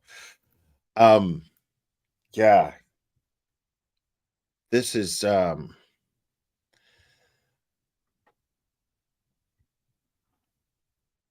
this is just crazy to me. How this has gotten. Like, I've seen the select board meetings, but I've never seen them get so heated before.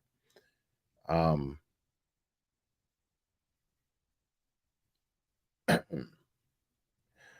don't think I'm gonna do that. I was thinking I was going to stream Plevins. I'll save that for another night.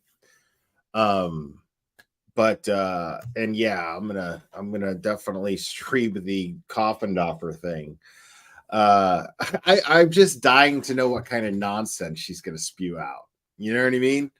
Like, there has been nobody more full of shit throughout this whole thing than Jennifer Coffindoffer, and I mean that shit from balls to bone, dude. Like, I straight up, like, I cannot fucking express that enough.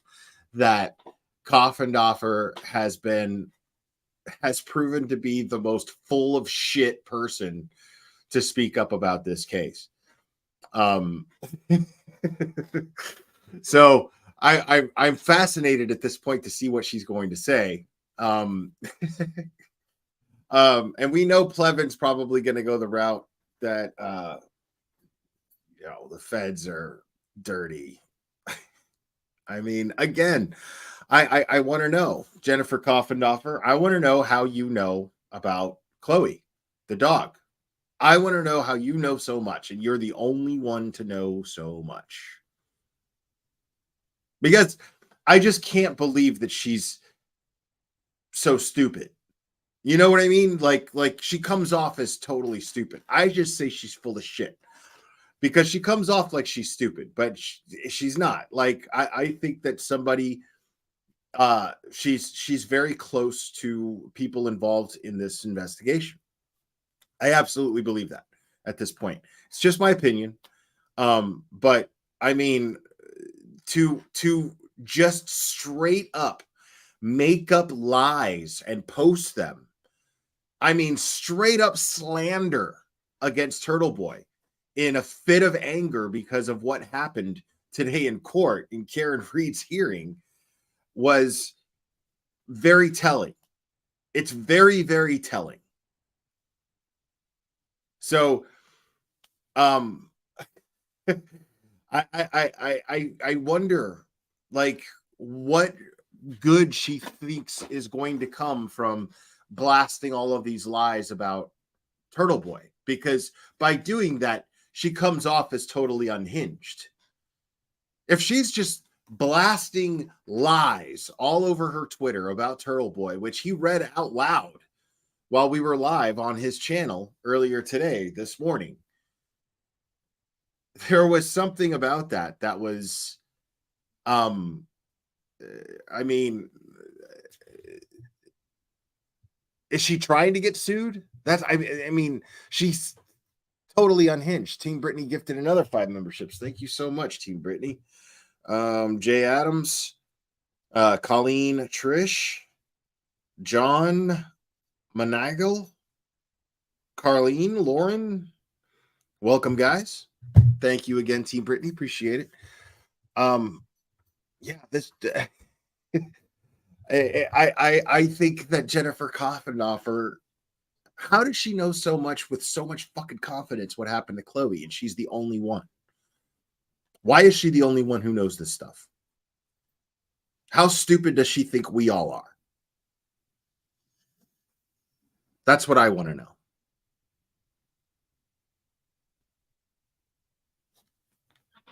But yeah.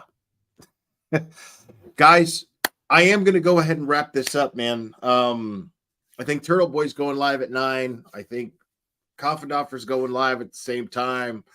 I am interested to find out what's going to happen here. Turtle Boy's going to go live in about 9 minutes, it looks like. And I want to go ahead again and say thank you to Turtle Boy and Brian today for hanging out with me and letting me hang out on his channel. That was a pleasure. And it was a pleasure to see Turtle Boy basically get vindicated.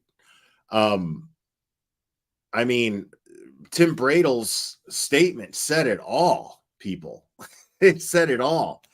I think based on that, I think indictments are going to come down. And Turtle Boy really absolutely made a very, very massive sacrifice that we would be assholes if we overlooked. The man spent 2 months of his life behind bars because he believed in justice. That's a fact. Like him, dislike him, hate him, love him, whatever. You cannot deny that him being as aggressive as he's been was absolutely necessary, and it was justified. It was absolutely justified. And I just watched it, Peace Faith. We just went over it. I just streamed it, actually. That was insane. And again, folks, I'm here in full support of the people of the Commonwealth of Massachusetts. Everybody, I'm here for you guys, man. This is you guys staying so strong, composing yourselves, being very just being very direct but very respectful, very calm. You're amazing. And you have all of my respect. You as a whole, as an entire community, absolutely have my respect and love and support. So guys, all the new subscribers, thank you guys for joining me. I hope you enjoyed the channel. A lot of stuff to come back to. Young Jerks, the link is in the description if you want a Glare shirt, man. But great job with the Canton Select Board. I was streaming the last part of it, but I made sure to drop your link in there so people would give your video a like. But always great job as always with the Canton Select Board. I appreciate you streaming that. So yeah, man, you guys are just incredibly inspiring, man. Incredibly inspiring. I love. I can't tell you how grateful I am to be involved. So, but guys, I'm gonna go ahead and wrap this up. You got Turtle Boy in about 5 minutes. Make sure to head on over there. I'll probably see you guys in chat. You guys are fantastic. Thank you for all the support. Thank you for hitting the like. Make sure to hit the like on this video. If you're watching from Twitter, I know there's a lot of people. There's over 1,000 people watching on Twitter. come on over to YouTube real quick and give this video a like. I would really appreciate it. I hope you guys are enjoying it. And I hope you're enjoying the channel. Again, I love you guys very much, and we will do this again very soon, my friends.